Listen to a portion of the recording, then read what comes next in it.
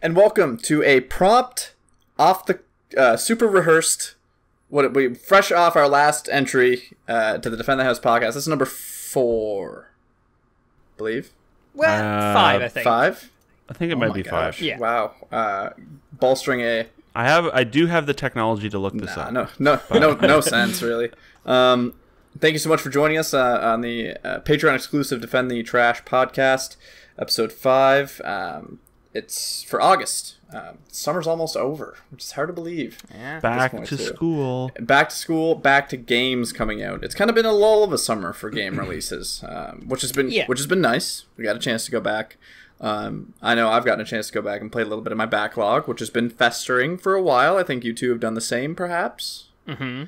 Nope. No, I never go back to my backlog. I just play new games. Yeah, actually, that's true now. I think of the last month or so, and you have not touched many single-player games. I think you've only touched 2, perhaps, but we'll talk about those later on. It's mostly been playing PUBG.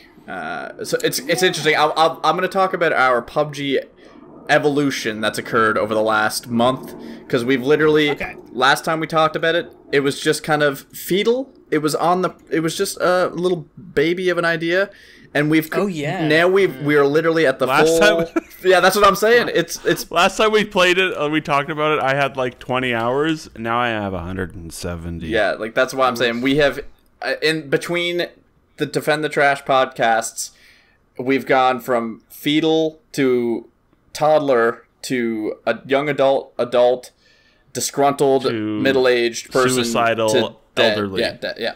Like, put me on hard drugs. Like, unplug the machine, please.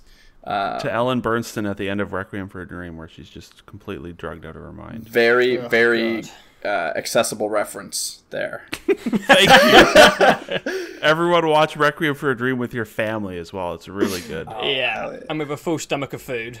Yeah. So we've been away for a month. Like I said, a lot of PUBG and a lot of other games too. Boys, what have you guys been playing the last little while? Well, I haven't been as addicted to PlayerUnknown as you guys. I'm not addicted to him. I'm addicted to his Battleground. I'm addicted. Yeah, I'm addicted to his Battleground. I have played another 20 hours or so, a lot of it doing recordings for Defend the House, and it just hasn't quite grabbed me yet. I think I need to give first-person servers definitely more of a go, because I always thought the tempo and pacing of that would be more up to my speed, but it's just a bit too much of a time burner for me currently, and I've always just been a single player guy. I like single player games, and when I play multiplayer games I want them to be quick, jump in, have a bit of fun, little situations, and PUBG is quite time investment type thing. You need a real solid 3 hours to get sometimes one really entertaining scenario out of that session. It's not it's not like Call of Duty where the games are like 7 minutes at the most, or 4 minutes or whatever. It's like a regular game is 20 minutes, pretty much. Yeah, 20. Yeah, I mean, if you're surviving, it's like 20 to 30 minutes per game, and sometimes nothing happens. Nope, at all. Yeah. So I completely understand PUBG, and sometimes when me and you, Jamison, do our recordings, we have a really fun time, and sometimes the opposite happens. But just for me, in my personal time, and because my time zone doesn't line up as comfortably with you guys, I would probably be playing it more solo than squadding up with you guys. So I just haven't really got into it yet. I like the game, I see the potential, and I'm still following along with all the updates and looking forward to new maps and just any changes in the way it plays, specifically pacing. I feel like you would like the play style that we adopted probably about a week and a half, 2 weeks ago, where we shifted our focus, or Jamison kind of spearheaded shifting the focus from chicken to murder and blood, which has sped the pace of the games substantially.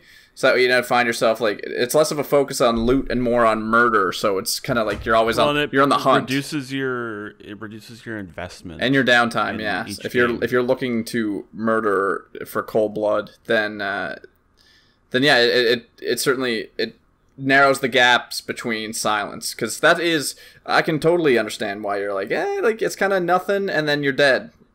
because that's like you want to win, so you kind of go like, I'm just gonna be tepid and tiptoe around and pick things up as I need them and try and avoid conflicts. If I die, then I gotta start it all over again. But I think that's probably the right way to approach it. If you're really looking to invest in PUBG and you want to take it seriously to some extent, then going for chicken every time is not really the way to do it, because there's so little gun combat time in each round that by the time you get to the end, you're going to get outgunned by someone who's better than you. So you might as well just find the only way you can to really practice shooting people, which is to kind of just listen to gunfire and run straight at it. And that's it. Because I still don't feel like I'm really that good at the gunplay. I think I'm kind of competent. I can take out people who are in the same rank as me, but sometimes when I pair it with Jamison, I think we get paired up with people who are a little bit better than me.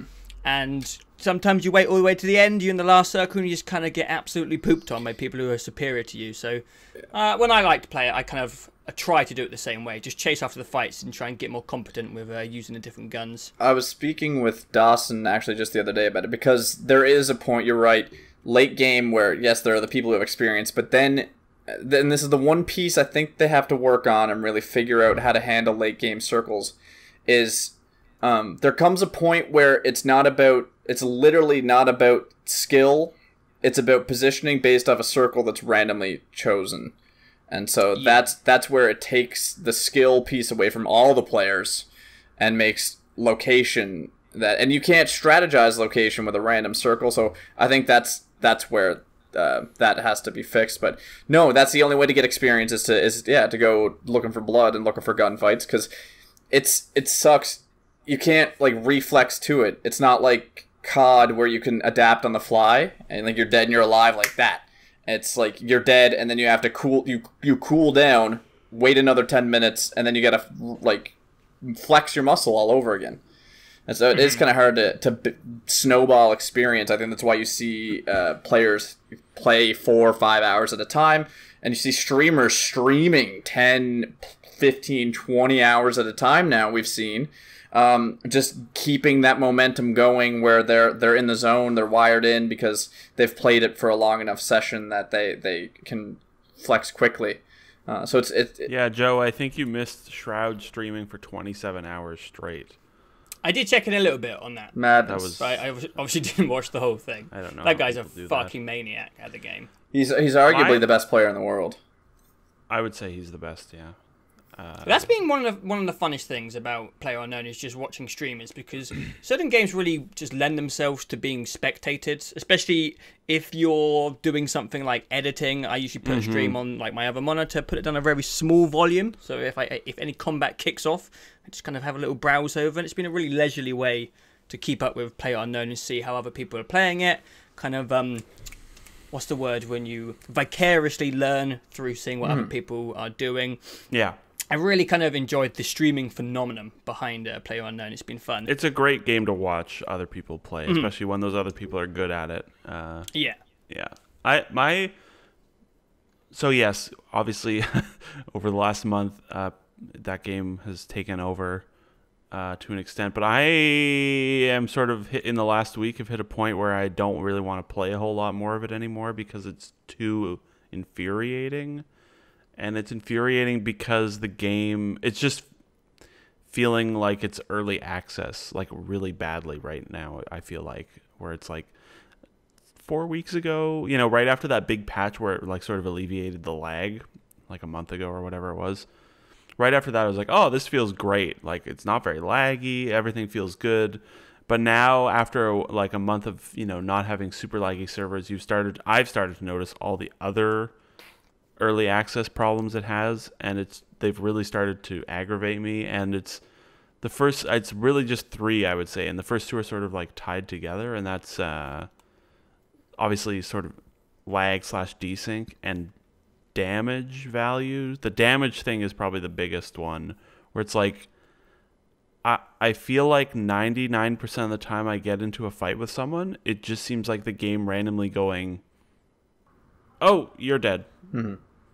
Like, okay. And it happens almost every time, where it's just like I see a guy, shoot one bullet at him, and in the time it takes for me to shoot a second bullet, he turns to me and kills me.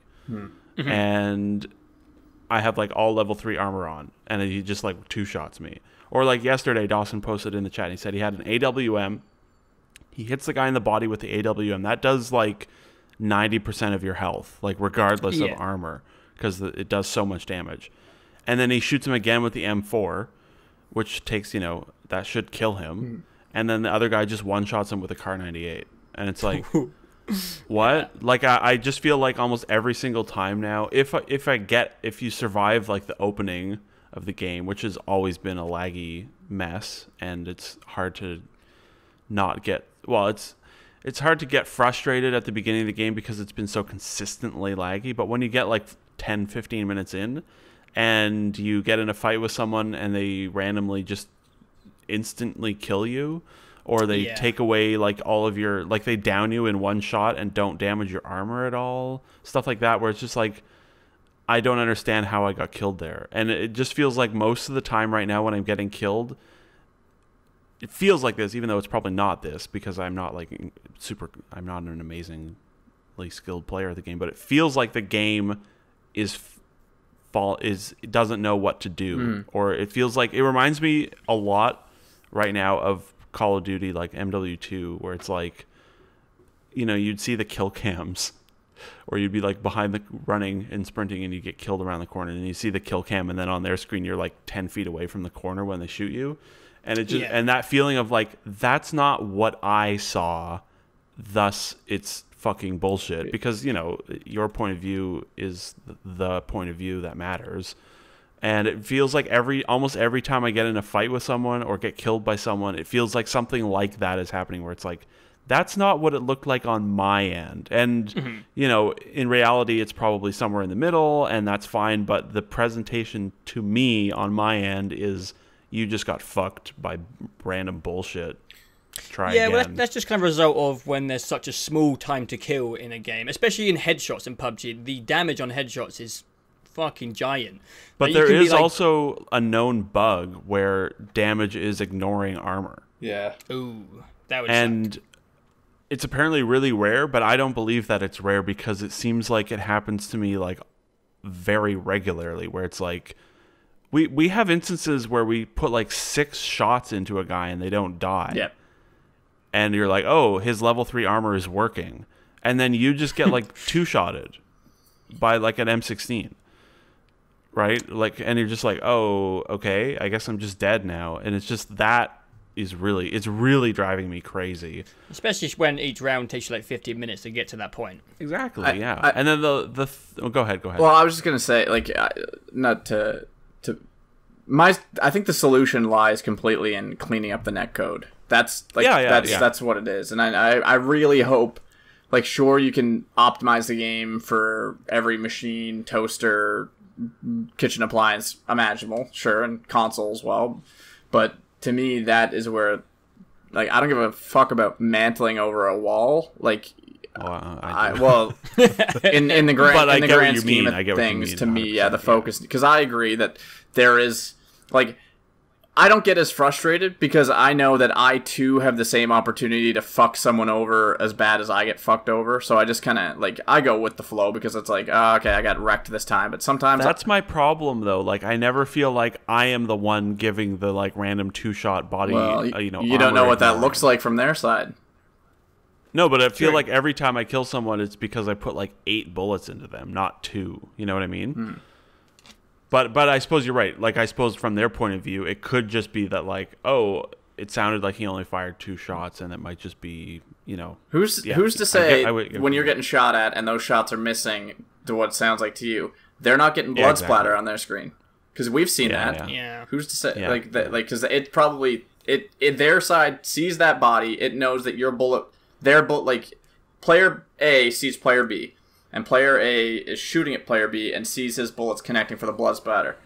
Like, it's showing that to him because it thinks the player... on his side, it thinks the player's there. But player B's screen, he's around the corner of the wall, and only took maybe 1 or 2 of those shots for real. And so that to me is their biggest opportunities. They really got to work on their netcode, and that'll solve, I think, a lot of the problems. But I know your frustrations. I agree. Yeah, like I said, I mean, it's mostly just early access problems of, like, this netcode is unfinished. The damage values and all this stuff is still in flux, and those things are hard to fix, obviously. And you know, the mantling, you know, and obviously like stuff like mantling animations, like the animators need to work on, which will be good. It'll be great when those actually those come out.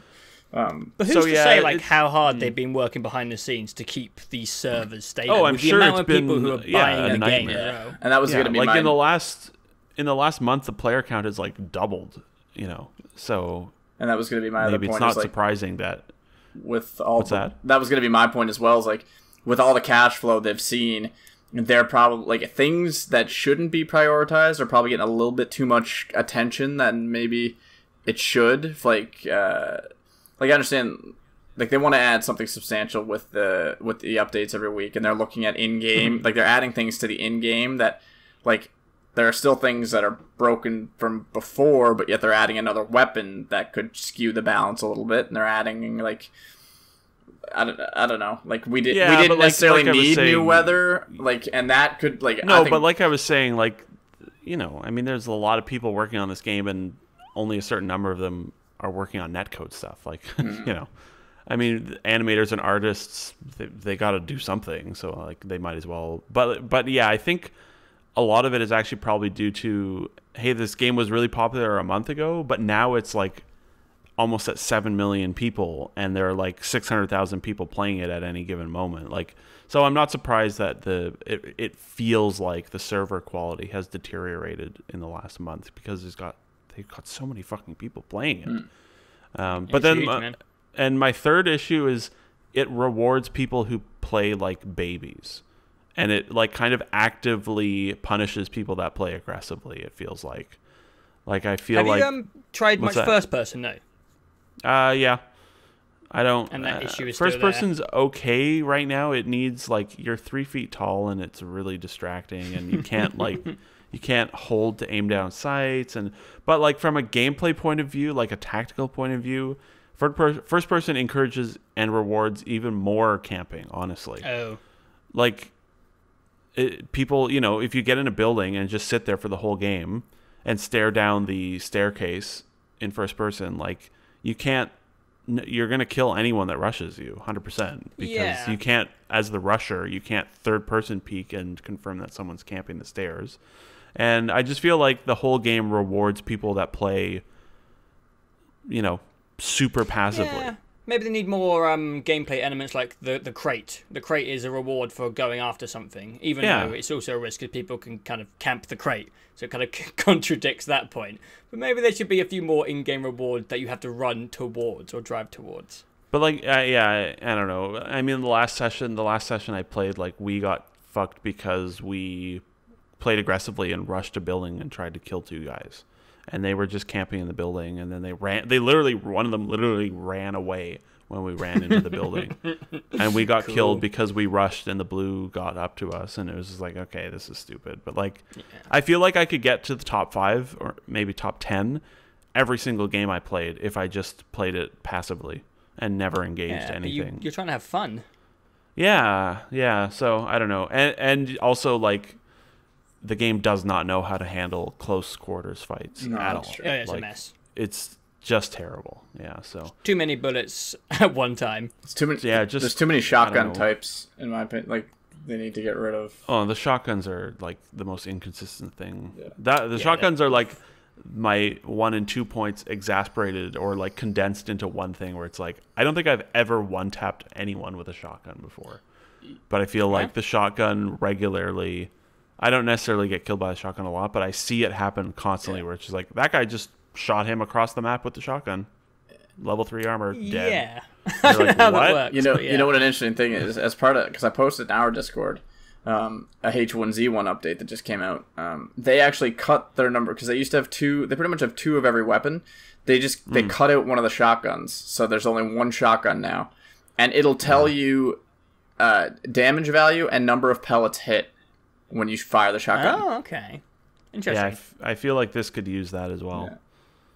But it's fine, you know, whatever. I mean, early access. It's early access. Yeah. Well, you're definitely still enjoying it. You guys are playing it. I wouldn't say right now. I'm not. I am not enjoying it right now. The last week has been like the most frustrating play sessions I've had with the game. But yeah, I mean, when it's working, it's still great. Like when God, that's quite impressive to hear because I have seen you angry at this game. Like well, really yeah. angry. So if these are the most frustrating sessions, boy oh boy. Oh yeah, okay, well, It's been lately. yeah, that one session you and I had where my bullets were like made of air. Yeah. It sort of felt like that session a lot over the last week, where it's just like I don't know where my bullets are going. I don't know what's going on, and also every time I play with Ben, his game explodes. I crash. Really? Yeah, my game crashes a lot, and His game and he has the weird like melting building glitch where you like spawn in and you're like you can't interact with you can like walk through all the buildings because the yeah. You should That one reinstall your sucks, game, 'cause, Ben. yeah. I should reinstall it. That's actually a great idea, and see if that fixes Yeah. anything. But I myself, like I said, I haven't really gotten too frustrated with it because I just assume that everyone else has the same bullshit as me, and I will continue to go back. And I'm a sucker for punishment.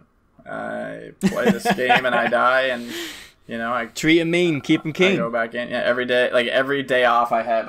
I said this yesterday out loud, and it kind of sickened to me that every day off I've had thus far, since we've gone pretty much kind of really into PUBG, I've sunk at least 5 or 6 hours of my days off into it. Oh my god. So it's just like I don't think you're alone though, because solo is still a popular mode. I like God, solo yeah. because there's no revive, and Ugh, Fucking I hate can't. solo so much. I don't think I've played it in like a month and a half. Well, I guess I play solo like when there's an update and I just jump in and just like mess around with the new things and then just get killed, and that's fine. But I have not actually played solo with the intent of playing the game normally since probably 2 months ago. well, speaking of multiplayer shooters, I think we kind of covered our bases with PUBG. Like I said, we're at the end of a cycle right now, and whether or not it refreshes, I suppose only time will tell, and we'll update you accordingly in our next Defend the Trash podcast. But what other multiplayer experience Jamison and I got, and I think it was just you and I, we got a chance to play the Lawbreakers beta back when it was open before it fully launched, and now it's out. As of this recording, it is fully launched, and I just picked it up. I'm looking forward to getting back into it, but we had a little bit of fun with it. Jamison, you want to talk about Lawbreakers just a little bit? Maybe? Yeah. I've not played a lot of it. I played like 2 hours of the beta and maybe 1 hour of the launch game so far, and it's a fun game. I like it. It's really, really, really fast, and I like really fast games. Not like Call of Duty fast, where it's like you hit X and respawn and get killed, and hit X and respawn. I mean, like, movement is really fast. The time to kill in that game is actually really nice. Mm-hmm. It's like kind of long. It's kind of like Halo-ish, where it feels like you can get.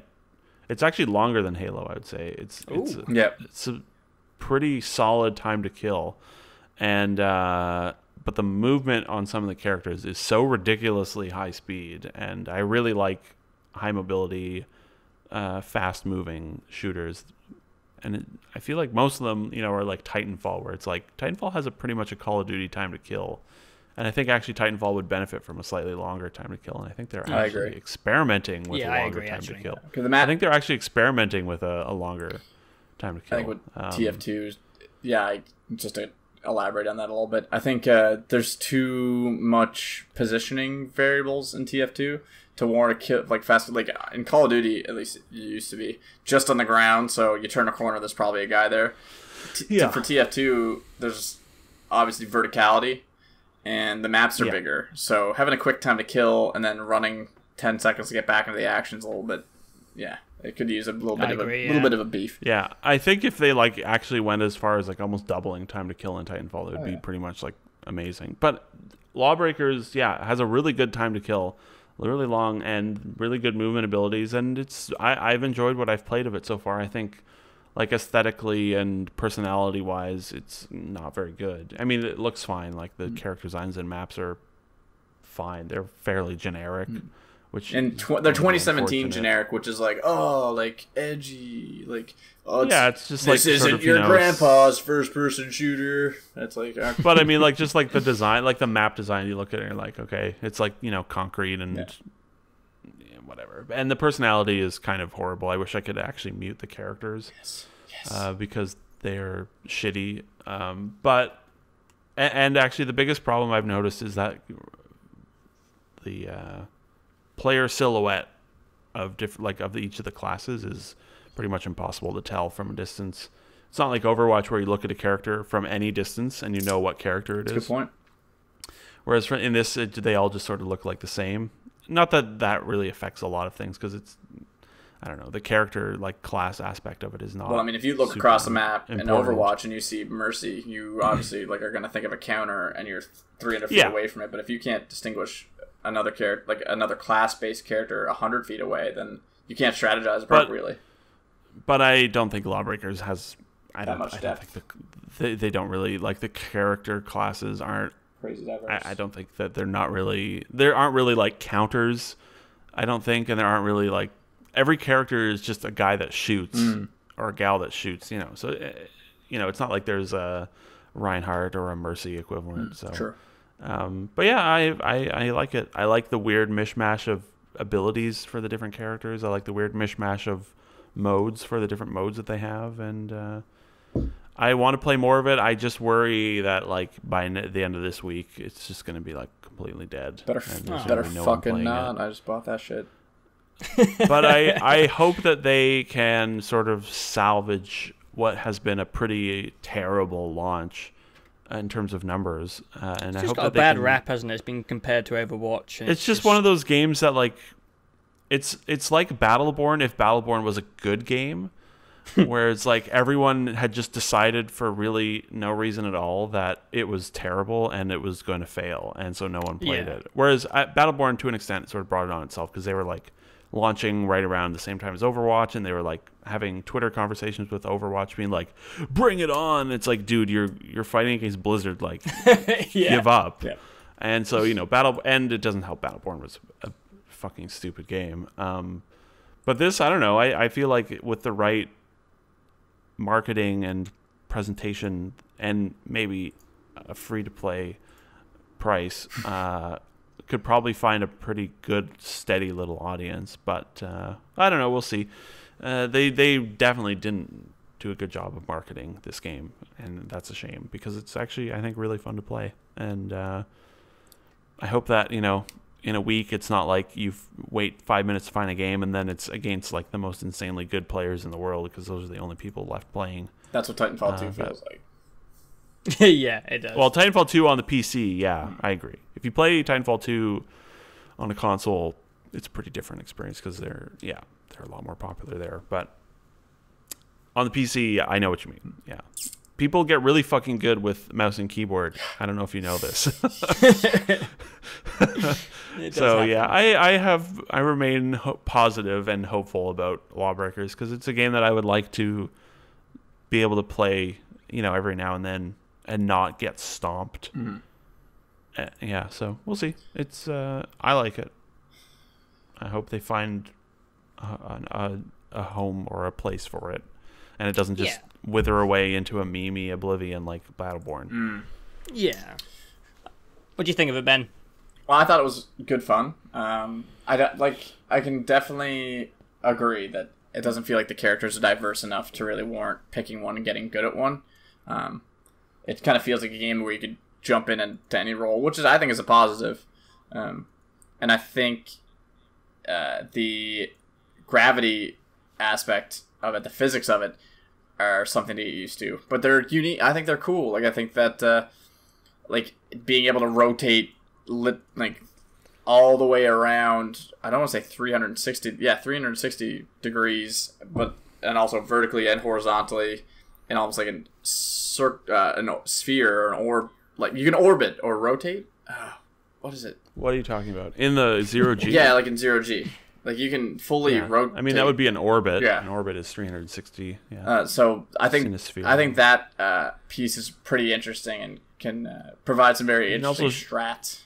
You can also shoot your gun behind you, and it propels you in the 0G. Yes. And the bigger your gun is, if you have the rocket launcher character, you get the biggest boost because you're shooting a rocket launcher in 0G. So it's pretty neat. But yeah, I definitely I want to just jump on one thing you said. I think that some of the characters are definitely really good for certain modes and maps. Oh I will my say god, that. the Blitzball or whatever, like the friggin'... Yeah, like the Assassin or the Wraith oh, for Blitzball. It's not like, even those are the fair. Those are like the mega high movement speed characters, and yeah, like they're insanely strong in those modes. So, but for the most part, I do agree. Like you can just pretty much pick anyone and have a good time, more or less, if you are comfortable with that character and their abilities. Anyways, go on. So yeah, I've been enjoying it. I'm looking forward to getting more hands-on. I think it'll probably be the game that I don't care about, but then again, PUBG was supposed to be that, so hopefully I just want to get a return on investment on it and play it and have some fun with it. I don't think we have any other multiplayer games that we've played. No. I know don't think so. I know Jameson and Joe, you potentially as well. You guys played the Destiny 2 beta on console. Oh yeah, that's multiplayer-esque. Cooperative. Go into yeah, there is multiplayer. Yeah, that's true. That's true. What was that like? Destiny 2 was pretty good. You get one campaign mission and one strike. Is that right? Yeah, that was it. Yeah. To be honest, as most people commented on from seeing the reveal of it, it feels and looks a lot like Destiny. Nothing wrong with that. I would say, like, what do you... Okay, I just need to go on a brief tirade here. I know. To people, okay, what the fuck, like, do you think a sequel to a video game is nowadays? Like, have you seen Uncharted 2, 3, 4, and Lost Legacy? Have you seen Halo 1, 2, 3, 4, 5, 6, 7, 8, 9, 10, and Call of Duty? Like, all of these games, like, game sequels are almost identical to the first game. I don't know what people expected. And, like... Newsflash, Destiny 1 played fucking incredibly and looked amazing. So, like, what do they need to change in that department? Maybe there's just a lot of people like me who kind of dropped off after playing it for a couple of days, in-game days, and didn't stick around. They're like, I need convincing. Show me something. I think Destiny is also just one of those games that, like Call of Duty, people just like to shit on it for really no reason at all. Well, it was or not for no reason at all, negativity, wasn't it? Well, yeah, but I feel like it's a game that just gets a lot of hate online, maybe just because it's popular. You know, the way Call of Duty, you know, on our amazing YouTube channel, the amazing YouTube comments that are like, myth, Call of Duty is good, busted. And you're like, wow, you're fucking original. I feel like there's a lot of stuff like that for Destiny. And, you know, 3 years ago, Destiny was not a good game. Or it was not a good overall game. But anyways, whatever. Go on about Destiny 2. I think the first thing I was going to comment on was I haven't played Destiny in over 2 years. I actually went on BNet the other day and worked it out. It's been over 24 months since I last jumped into Destiny. So it's a bit harder for me to comment on, but I do believe that I think the shooting felt better than the original Destiny, which is a big point, because as you said, the shooting was the best part about Destiny. It's why most people played for hundreds of hours, because it felt great. And I can't specify why. I think I had some minor ideas about weight of the guns, and I don't know. There's some minute noticeably things. More recoil on all the guns. Which... Yeah, things felt heavier and more impactful. I really like the shooting. It goes without saying. That's what Bungie does well. The first campaign mission was pretty damn good. It looked amazing. It was much more cinematic and just more interesting to be a part of. And it kind of just showed off this story arc, which actually had a little bit of intrigue to it. In case people haven't played, I don't want to spoil the first opening mission, but it was really good. I really, really liked the first campaign mission. What did you think about the opening mission, Jameson? I would say this about both the campaign mission and the strike. The campaign mission was the best campaign mission I've played in Destiny. Yeah. And the strike was the best strike I've played in Destiny. So hopefully the rest of the game is that good, because if it is, then it'll be a pretty damn good game. One thing. Go ahead. There was one little novelty, a new addition to the gameplay I noticed. They were bringing in more environmental elements into the gameplay. In the campaign mission, there was one kind of awkward bit. I'm not sure if it was perfected, but they've actually they already tweaked that. I think they said like that the old build they had. I think actually one of the director has said like he had forgotten that it was this way, because they have like the build is that old, and I know which one you're talking about. Yeah. Yeah, well, you're shutting off a generator and you're kind of avoiding these spinning electrical things while shooting down, and it's kind of cool in concept and doesn't work as well. But in the Strike, there's a very cool bit where you're going through like a quarry, like a giant mining facility, and you have to dodge these massive drills that are spinning around. And it's more epic, larger in scale, and it just feels a little bit more dynamic than the first game. That's actually maybe the also biggest... there was some really awesome man cannon moments. Man cannon yeah, they moments, brought the man cannon back. Yeah, I don't remember that in the original Destiny. That was fun. I think there was like 1 or 2 maybe in Destiny, like somewhere. But that's probably the biggest thing about the Strike is that the scale of it is really huge. Like the environmental scale is massive. And like the bit where there's the drill and like the battlefield just before the drill, that battlefield feels like it just sort of goes like in every direction. And I definitely thought that there was more recoil to the guns. A lot of people were complaining about that, but it's like I like my games to be like mildly engaging and challenging, so I was fine with it. Destiny 1 is like one of the easiest games ever, honestly, except unless you're playing like the hardest stuff. That game is like one of the most mindless games out there, which is not a bad thing, but like the shooting is so easy, especially after 500 hours. It's like the recoil control in that game is like it's muscle memory now. It's just like, so it was nice to have new recoil challenges. And my takeaway from Destiny 2 beta was that was the best story mission, that was the best Strike. Let me just play the full game, please, right now. I'm ready to play that whole game, and it left me just wanting to keep going.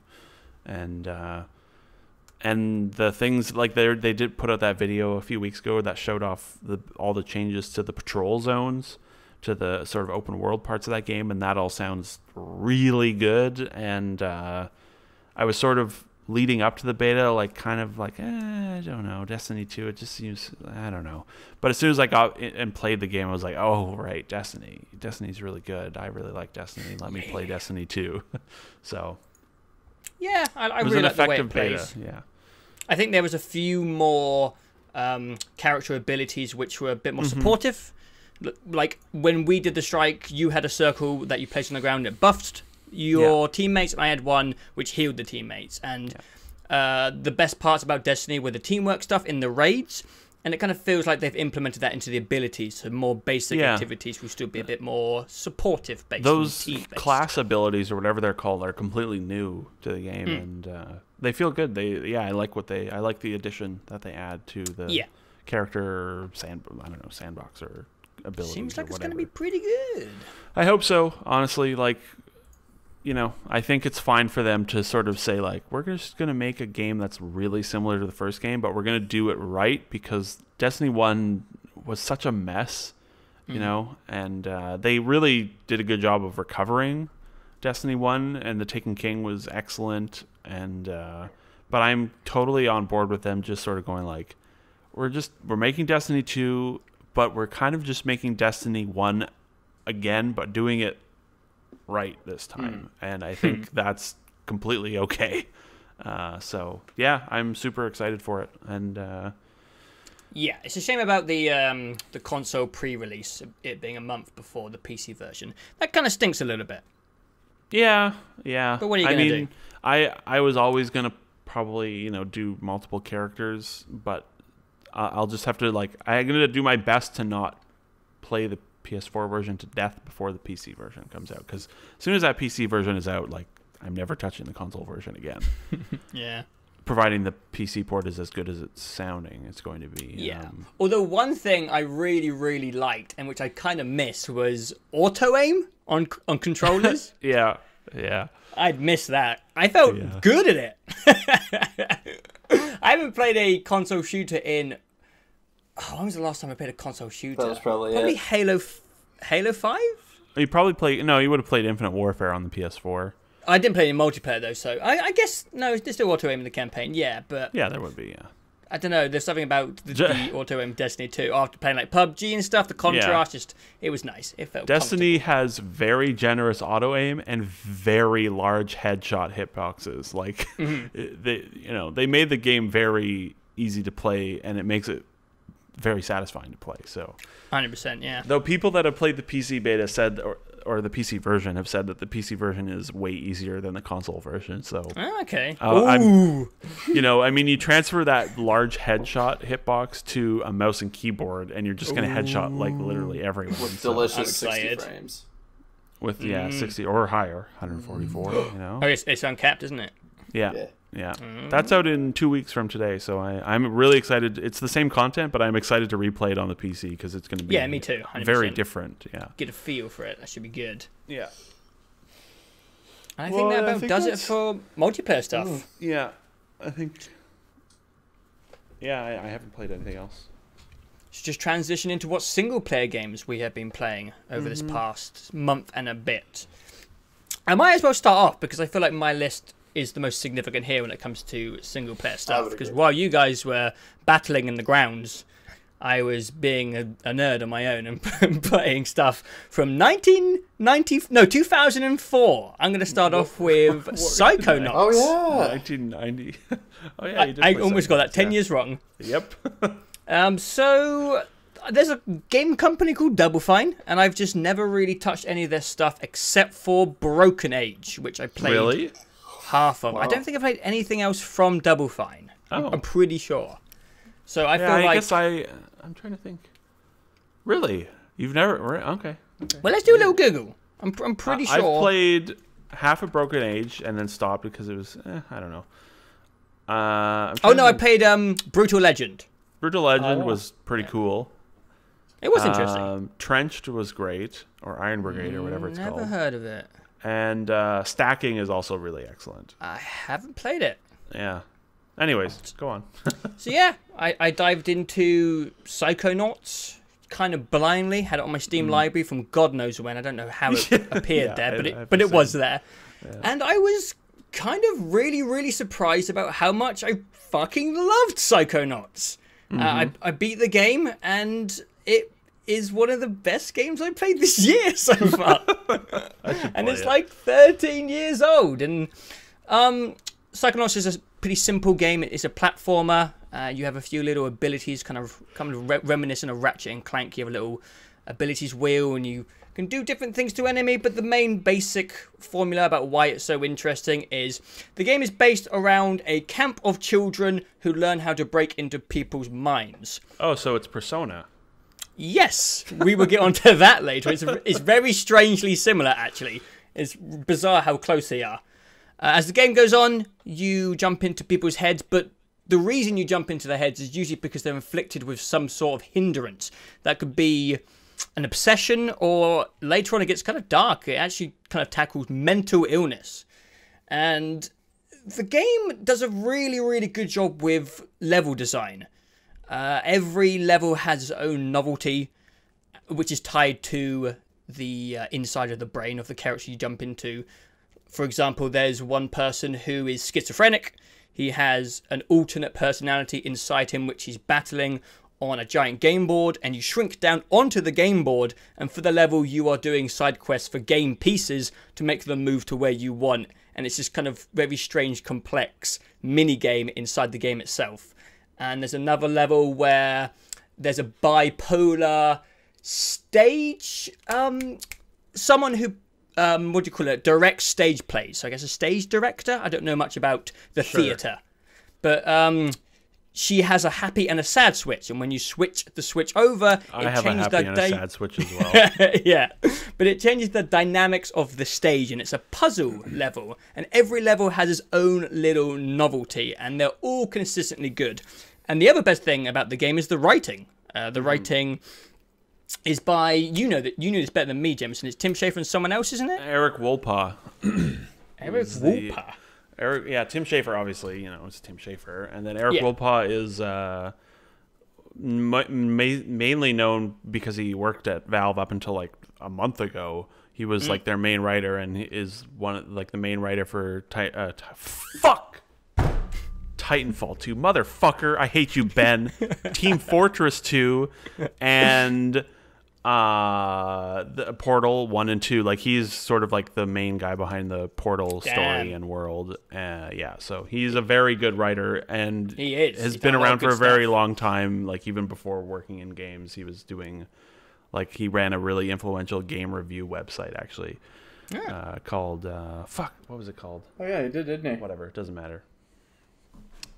Anyways, he's a very good, very funny writer, and he's working on Psychonauts too. The game is funny, it's creative and interesting, and the characters are great. I cared about all the characters by the end. The game has a really fun, twisted, bizarre tone to it. It's dark in places, it's funny in places, it's interesting all the way through, and I was just kind of shocked about how much I enjoyed playing through it. Sometimes you go back and you visit these old games because they're like a staple of gaming history, and Psychonauts 2 is coming out. It's kind of like when Good and Evil 2 got announced at E3, and it's got cult classic status. You're like, I want to see what it's about.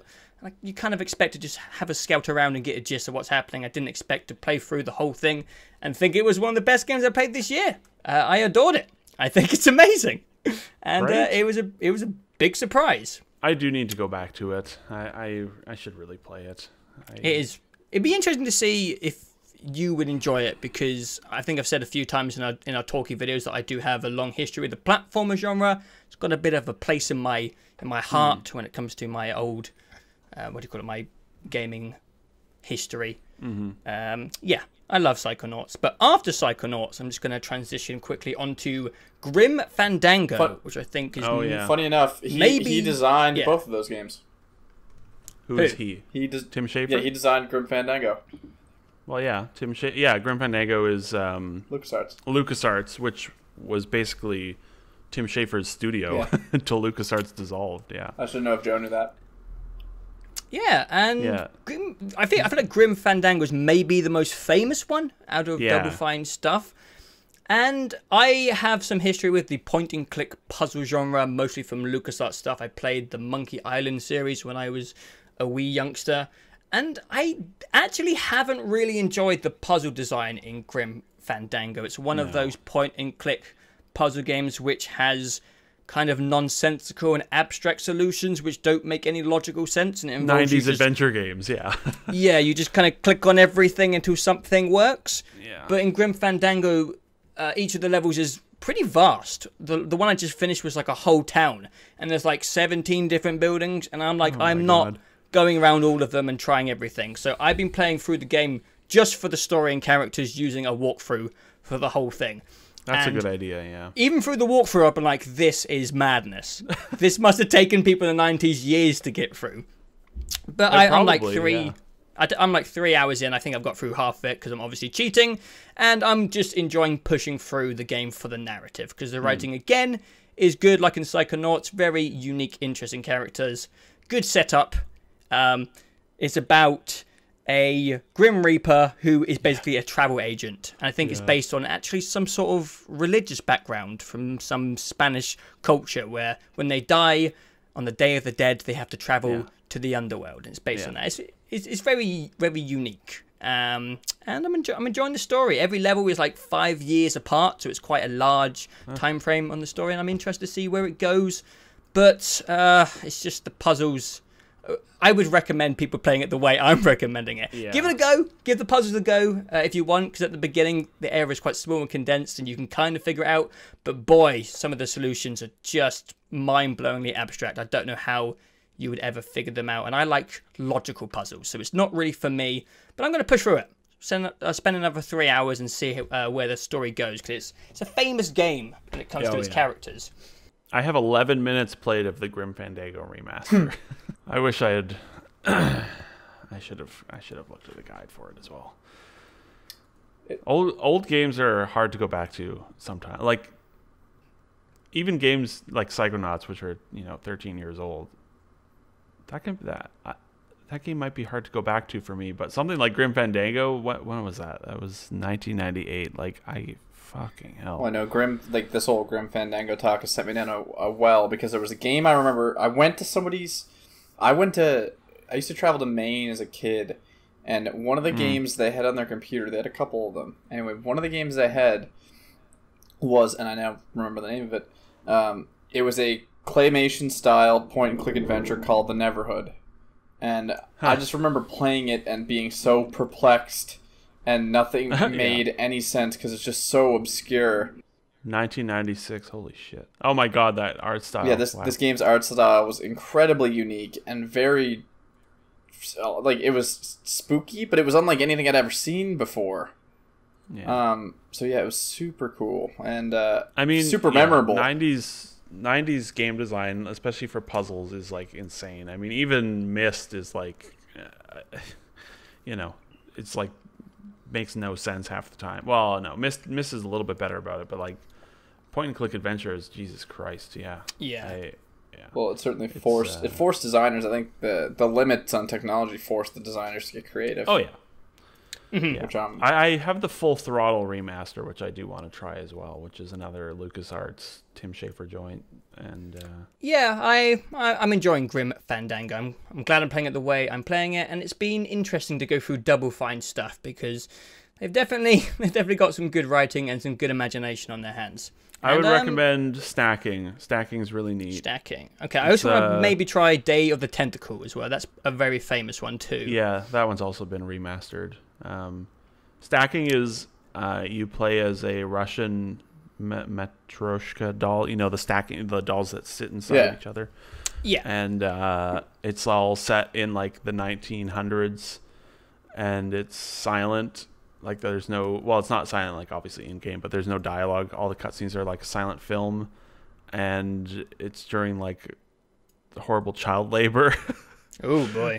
But you play it. The main thing you do in that game is like you play as like the smallest doll, and like you can jump into other people, and so it's like I need to get into like this, like I'm gonna use Hitman logic here. Like I need to get to the upstairs lobby, to kill whoever. But like you would do that by jumping into like a police uniform but it would be you jumping into and like basically possessing them because they're dolls. It's a really neat little game. I really liked it. It's like 5 or 6 years old at this point, but it was great.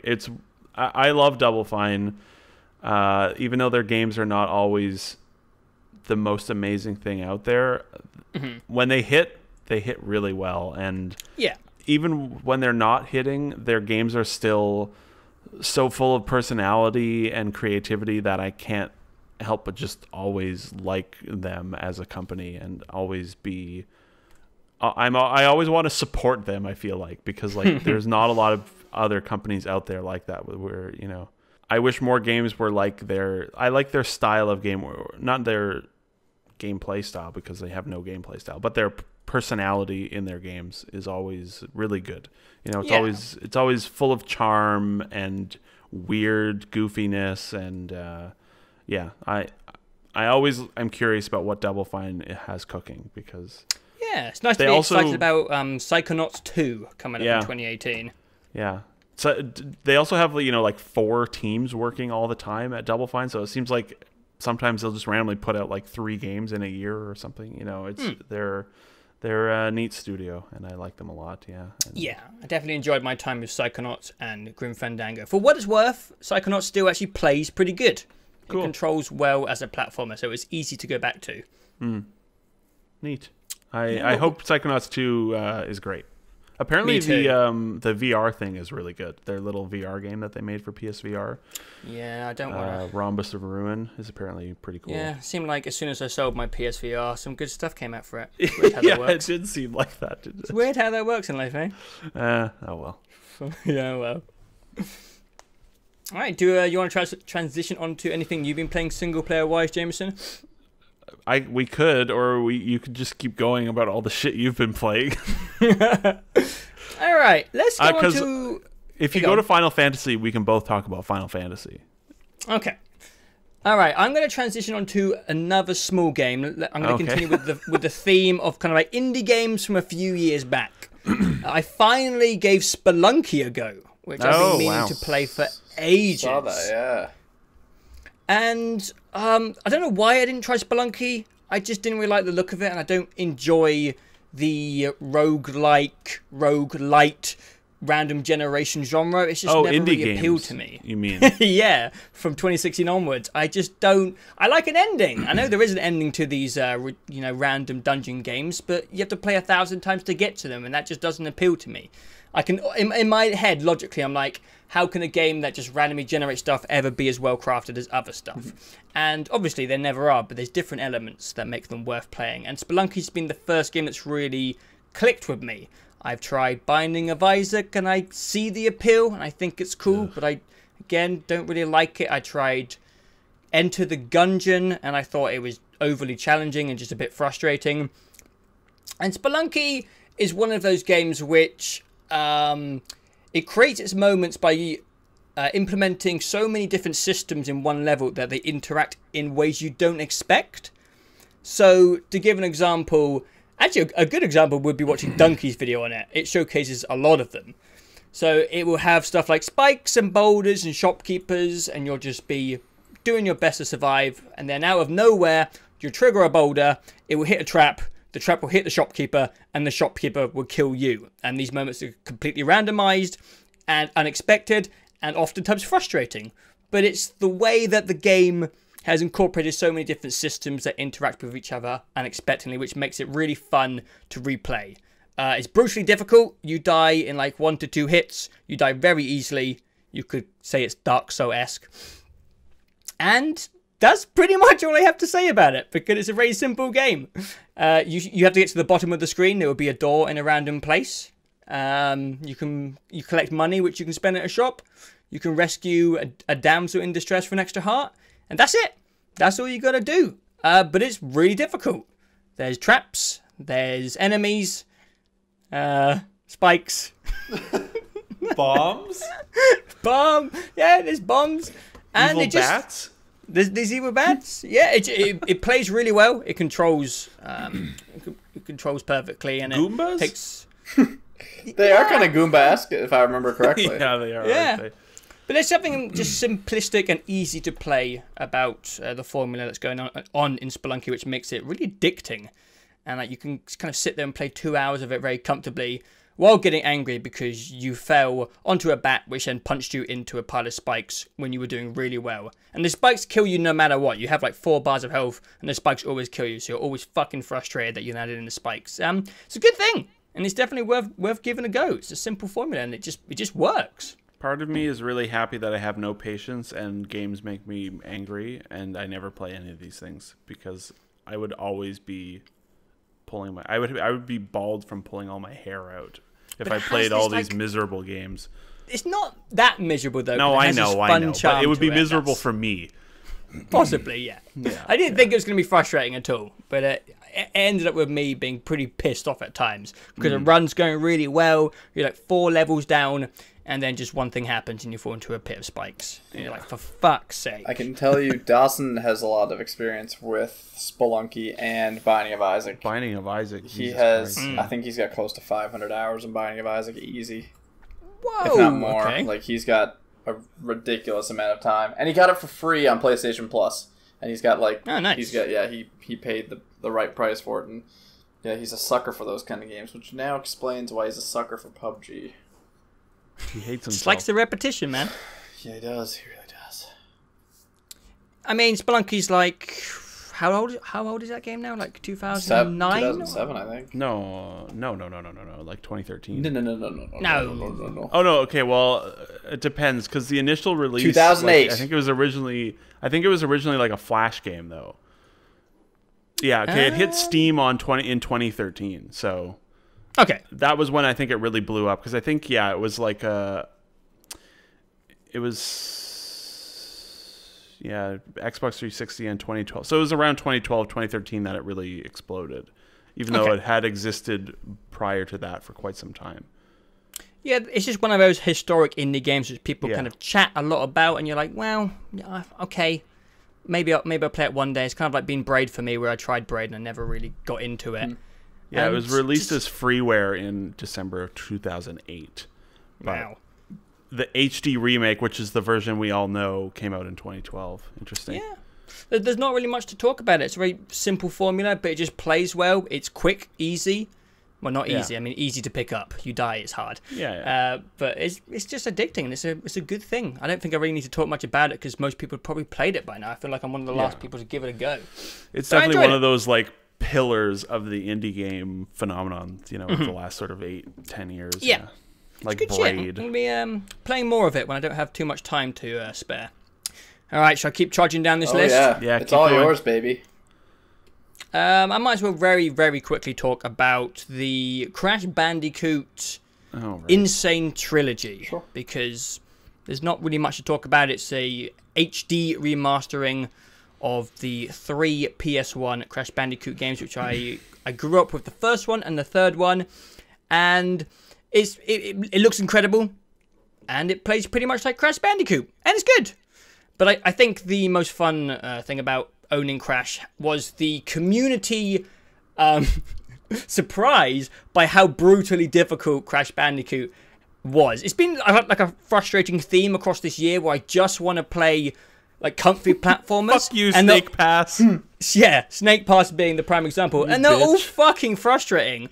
Like, Crash Bandicoot has become infamous among the community for just being so annoying. Did you know though that like that really hard section is that way because the physics are not proper? Like it's basically like a Yeah. glitch, and that's why it's so difficult. Yeah, they fine-tuned the physics just to fit modern standards, I think, put a bit of weight Yeah, and behind it sort Crash. of broke and with the level a little bit. It's just made some of them so brain-bogglingly difficult and frustrating. And I don't know why Crash is so annoying, but it just is annoying. And that's been the funnest thing. It's been seeing YouTube videos. There's been like theory videos on why is this game so frustrating. Jesus. And no, I really like it. I've got through the first game completely. I'm on to the second game. I hit a bit of a roadblock with Crash 2 because it really started to frustrate me when I hit the ice levels.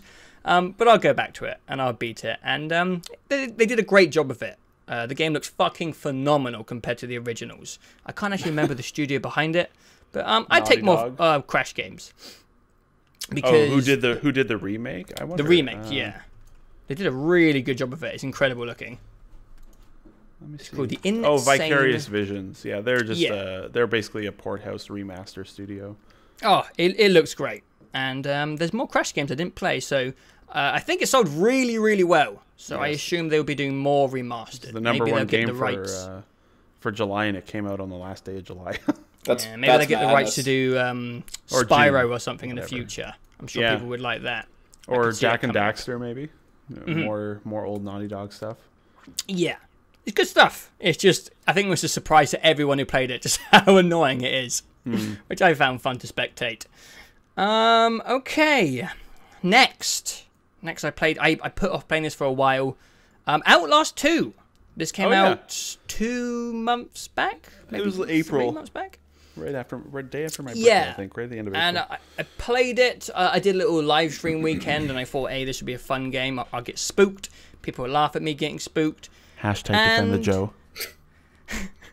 And Outlast 2 is not a good sequel. No? It's a really, really terrible sequel, actually. I think it's one of the That sucks. best examples of how to fuck up a sequel and how you shouldn't do sequels. That's sort of what I thought I had heard about it. I actually really hated Outlast 2. I didn't really why is it so enjoy bad? any of it. I think if you were to jump into Outlast 2 as your first ever... Oh, I got stuck on something. As your first ever Outlast game... Sorry, I got tangled up with my mic wire. I just had to call it out. If this start was your choking. first... And then the phone's gonna ring and the dog's gonna be at the door, and then oh my! If I can't catch a break this podcast. If this was your first Outlast game, it would probably be fine because it has the exact same gameplay. It has batteries, hiding, people chasing you, running. But since this is kind of my, I guess, Almost third game, Yeah, kind of, almost, because yeah. the Whistleblower DLC is quite long. It's obviously not a full game, but it's got like 4 hours of gameplay. I mean, the first game was only like 5 or 6, so yeah. Yeah, depends how fast you're sprinting through it, but yeah. Yes, that's true. But I went into Outlast 2 knowing exactly how the old AI works, to the point where I didn't have any trouble with Outlast 2 at all, and none of it was That's too scary. bad. The enemies were pretty much the exact same for a large majority of the game. There's some segments later on where there's some more interesting villains, but they're just spooky guys in woods who chase you.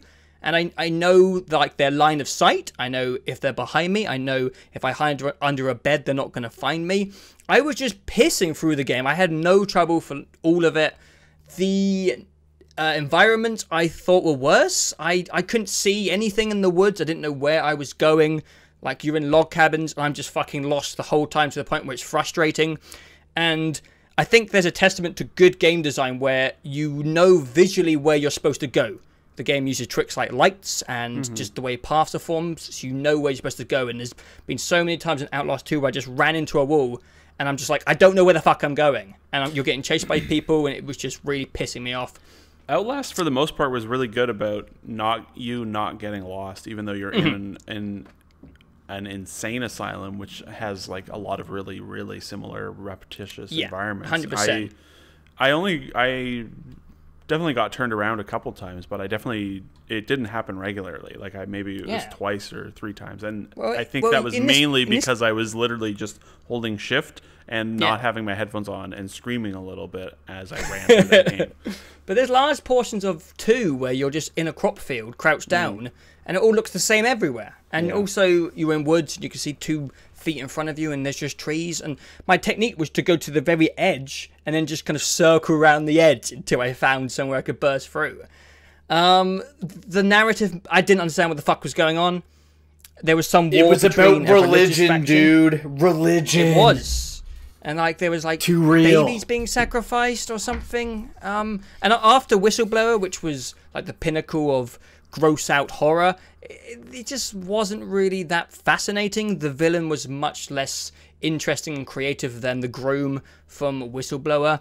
It just really felt like a step back. And they did these really strange segments where you were having like these weird flashbacks and you'd be in a school. And then it's like trying to suggest that this girl killed herself. And then it keeps suggesting that this girl killed herself, and it's very obvious.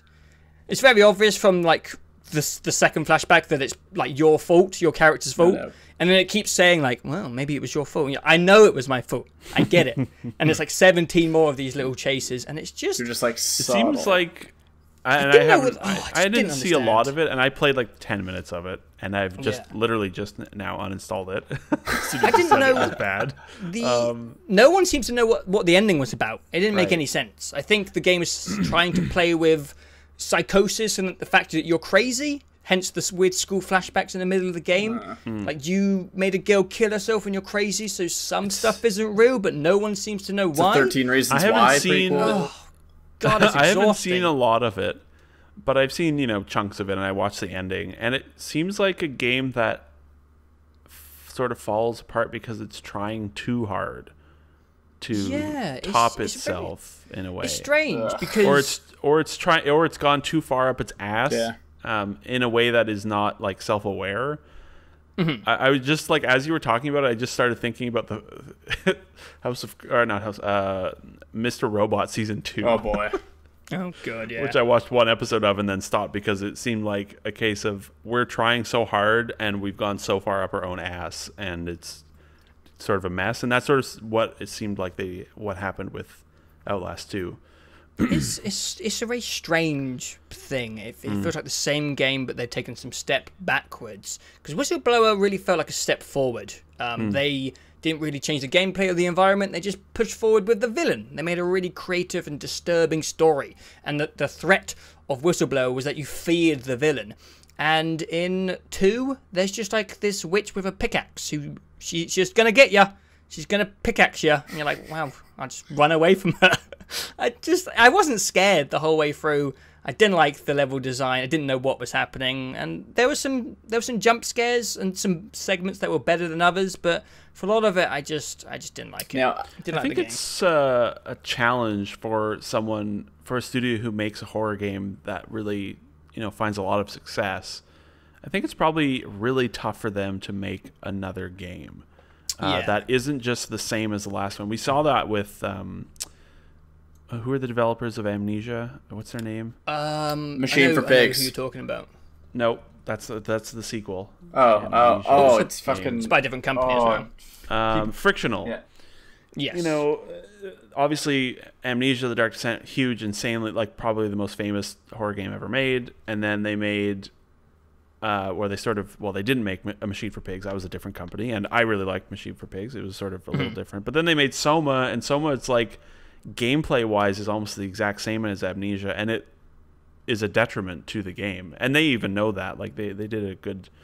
There was a good article where they interviewed them, and they said like they struggled with the conundrum of like, how do we kind of have to make the same game in terms of gameplay because that's what we're known for, but it's going to hurt the story. And they know now that it did hurt Soma, and that they they're not going to do that a third time. And I feel like Red Barrels, it sort of is like, we made Outlast. It was a huge phenomenon.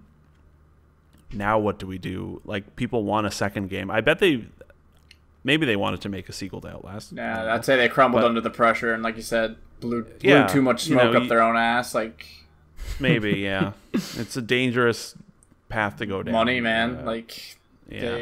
But who knows? It might have just been a case of like, people want a sequel, we'll make the sequel, but we don't really know what to do.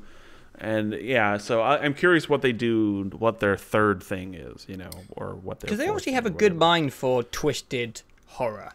yeah, they do. They're really fucked up. Yeah, crazy French Canadians. I have a very important question with the lore. Is whistleblower a euphemism for castrated penises? Kind of. To me, that was what I like. No. I kind of heard through the grapevine that maybe someone's dick is removed forcefully, and then I'm hearing whistleblower, and I'm like, is the villain sodomist? That's amazing. There's some pretty hardcore, like, hell yeah, genital get in there. horror Yeah. in Whistleblower. Yes. Yeah.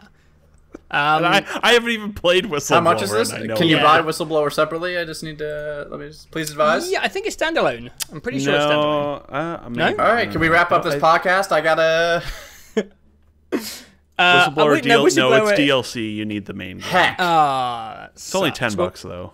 Whistleblower is a reference to like your character just tells some government secrets. I think it's. I think it means The best thing about if you don't know about it, Ben, the best thing about it is there's a villain called the Groom who wants a wife, but he's stuck in somewhere where there's only men. Yeah. So he goes he about it cuts his off own someone's way. dick, and then got it. He makes people into his women. It's great. It's horrifying. I played the first. I played the first couple hours Outlast, I think, or I watched it. I watched it beside somebody, so I experienced the spooks firsthand, and it was everything I don't want to play, which is like really good. I was like, that game looks horrible. I don't want to, but it looks really nice to watch, but also not. So yeah. Whistleblower is great. It's one of the best horror games that I played in ever. I loved Whistleblower, and 2 sucked. I thought That's too bad. amazing. it is too bad. Joe, how many games are left on your list? We are on to 2. And they're both the JRPGs. They're both the fucking longest games of the ones that he played. So Well, you can fine, switch whatever. things up. I'm just joking, man. Come on. My champion. All right, let's go on to Final Fantasy 15. Actually, do Persona and then Final Fantasy, so we can both talk about Final Fantasy, and then I can talk about my. Yeah, Joe, run the show, Okay. but don't talk about this one first. But it's all up to you, man. But we'll talk about that one I'm second. gonna have a nap. Do after this Persona. one. Do Persona. Okay, I'm gonna avoid playing games for the next one. Persona 5. So, this is the second. I went down a strange road of JRPGs this monthly period. I don't know why. I just hadn't played one in like 2 years. You were ill for a while. And yeah, But definitely affected your judgment.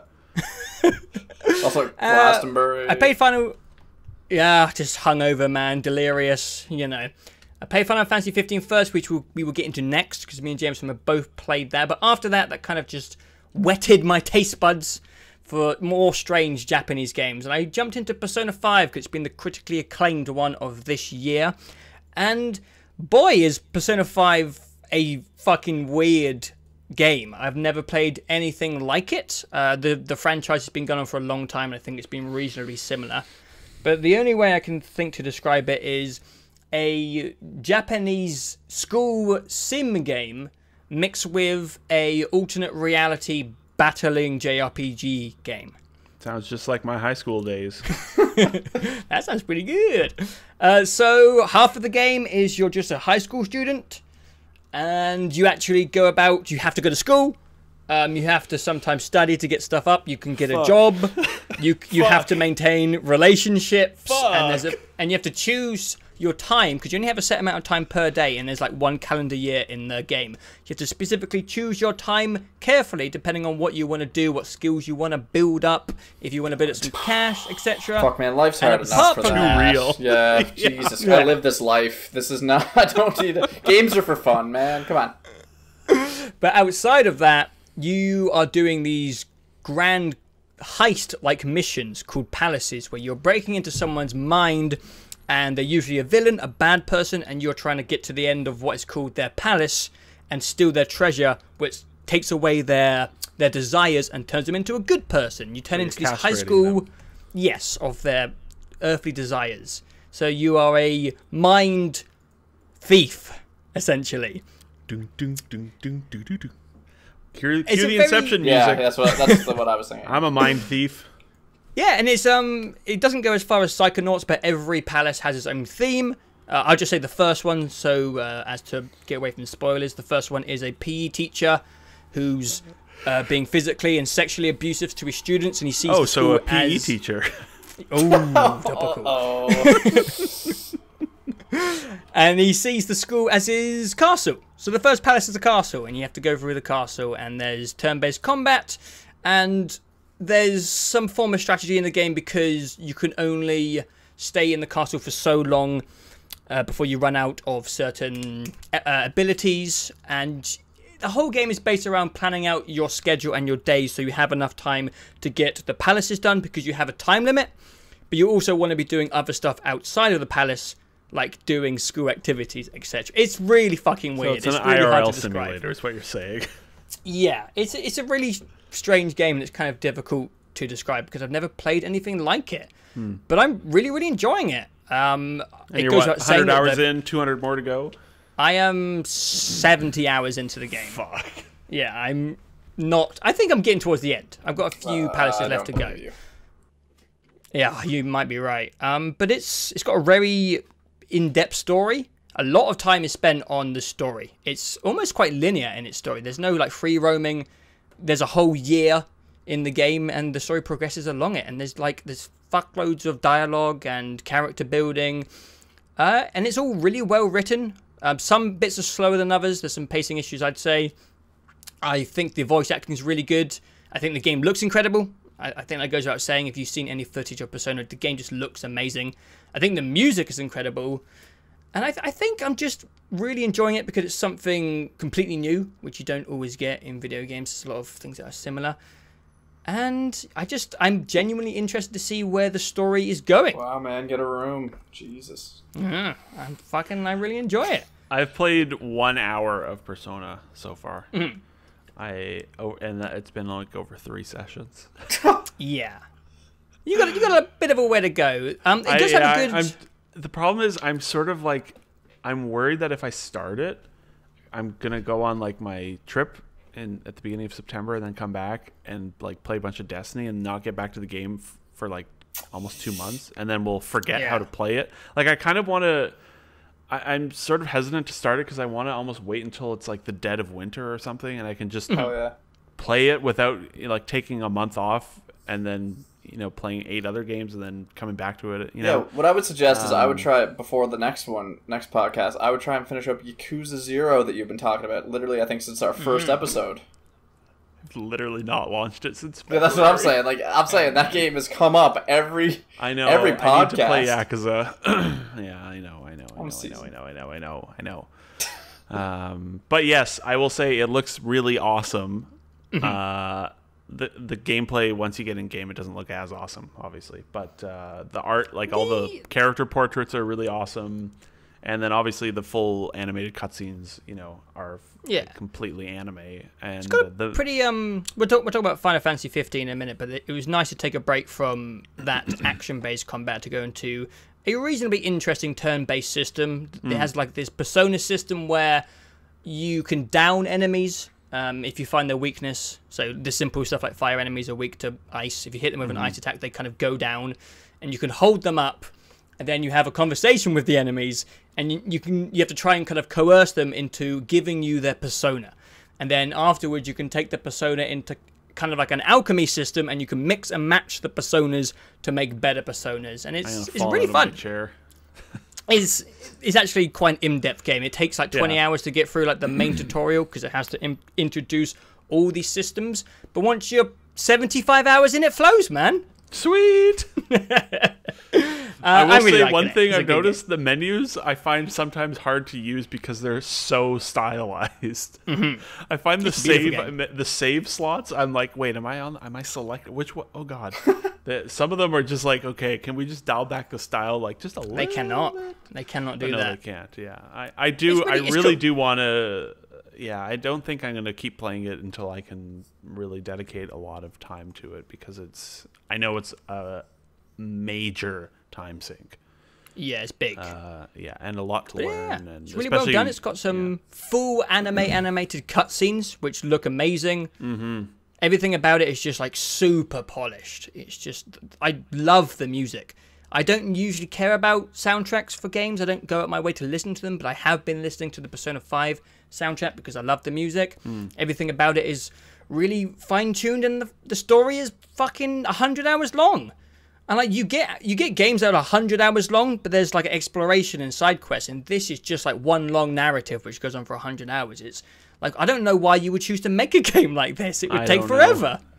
I mean, oh god, the voice acting. Persona 4 came out in like 2008, so they spend a long time making these games. Yeah, it's huge, and it's on a massive scale. But I'm glad I gave it a go. I'm enjoying it, and I'm going to eventually slowly get through it.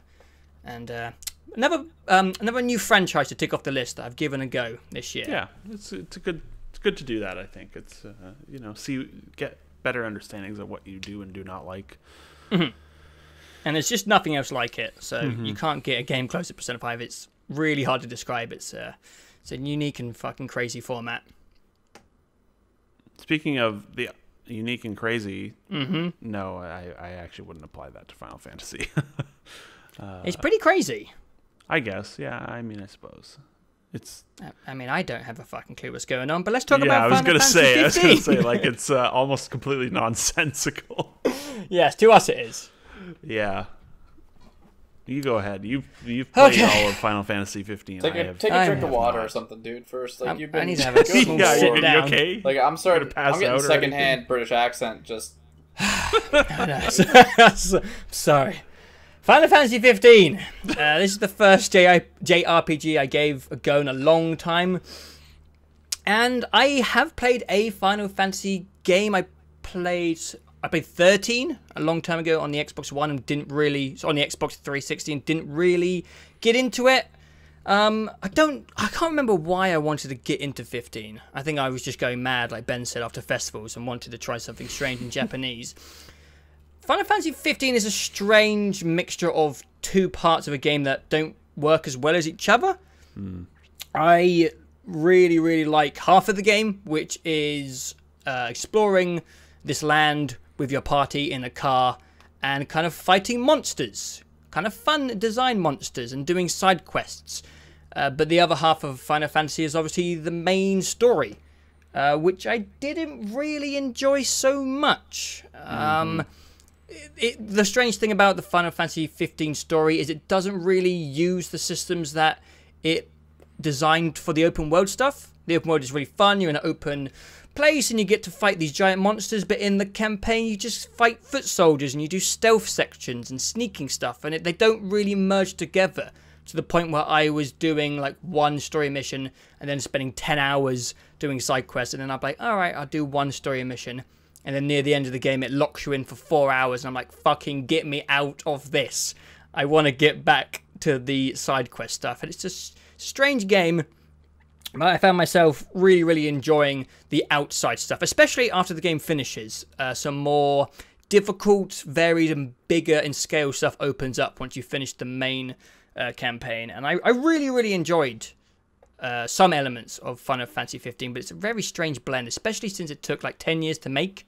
Well, it definitely seems like a game that took 10 years to make. You know, it's sort of disjointed and not really lacking any cohesive vision, and it's just sort of like, yeah, I look at that game and think like, yep, this seems like something that was in development for a long time, because it's very disjointed and has a lot of issues, I think.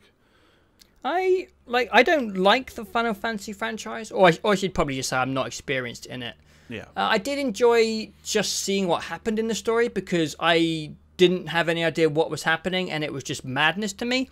Kind of feels like what would happen if I walked into an anime like 17 series in and just tried to watch it. There was just giant gods fighting against each other, but you would also then just go fishing. I was like, what is happening? This doesn't make any sense to me. But I enjoyed the story elements. I really wish you'd beaten the game by now, because there's one bit near the end which I just have no idea why it happens, and it's so massive, and it's still so perplexing to me. But what have you thought of the campaign so far, Jameson? I'm never gonna beat the game. I'm sorry. I'm never gonna finish it. I haven't touched it in like 2 weeks. Okay. I think I'm not gonna play any more of it. If you don't finish it, I'll just talk about it. Spoilers for anyone who's listening who wants to I play don't Final fucking Fantasy care. 15. There's a part near the end of the game. I can't remember what the fuck happens. You like get captured, and then you wake up 10 years in the future. But I don't know why you've gone 10 years into the future. And then like the world's been taken over with monsters, and then you find your friends, and they're like, "Good to see you, pal. It's been a while." I'm like, "Is no one wondering why I've been gone for 10 years?" And they just never talk about it. Does And I the rest still of the don't game know. take place 10 years after? Like, You kind of, or it's do very, you like go back to like the main timeline after? it's one of those games where you have to push through to the end of the game once you reach that point, and then you can backtrack a little bit. But it's just like, I have no fucking idea why it went 10 years into the future. I have no idea why it happened. I mean, it was kind of interesting. Everyone looked a bit different, but I have no that would idea. happen with 10 years. Yeah. It was so weird. The whole game was weird. But yeah, I did have some fun in the end with Final Fantasy 15. I really like the big monster fights. I think there should have been more of them. I think you got to a point in the story where you kind of creep past this giant eagle-like thing. That's like, do you remember an that? hour into the game. Yeah. Eventually, you can actually fight that thing. Right. It takes a long time to get there, but those fights are really, really awesome. I've always been interested in the Monster Hunter franchise, because it seems like the only franchise that really focuses on just big fights. Yeah. You know, there's been other games like Lost Planet, etc., God of War, but I just wanted to fight big monsters, Witcher style, do contracts, and that stuff of the game I really, really liked. But it's just a bit bogged down with some other fetch quests and less appealing stuff, and campaign missions which I didn't really understand or enjoy. The boss fights were all kind of garbage. But as I said before, Persona 5, I was just testing out the JRPG genre for the first time, and I used it to get back into it. And I had some fun with it. The combat, for anyone who doesn't know, you literally hold X and you auto attack, and you can also auto block. Wait, what? Yeah. You don't have to spam the button? No, you hold down the button, you auto attack. What the fuck? This might explain a lot. Yeah, you How do you hold down... Oh, God. You hold down the attack button, you auto attack, and you just go between the enemies.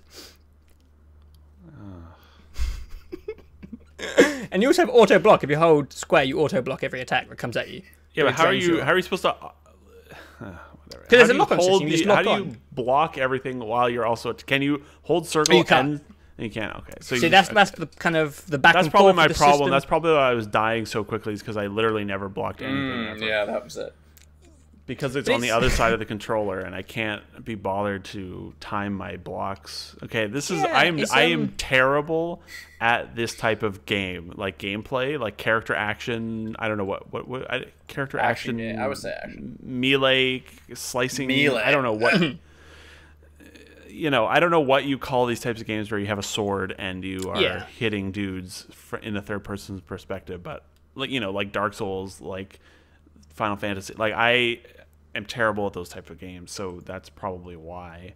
It's a strange system though, because it influences encourages you to string these attacks together, but you can't block in the middle of an attack.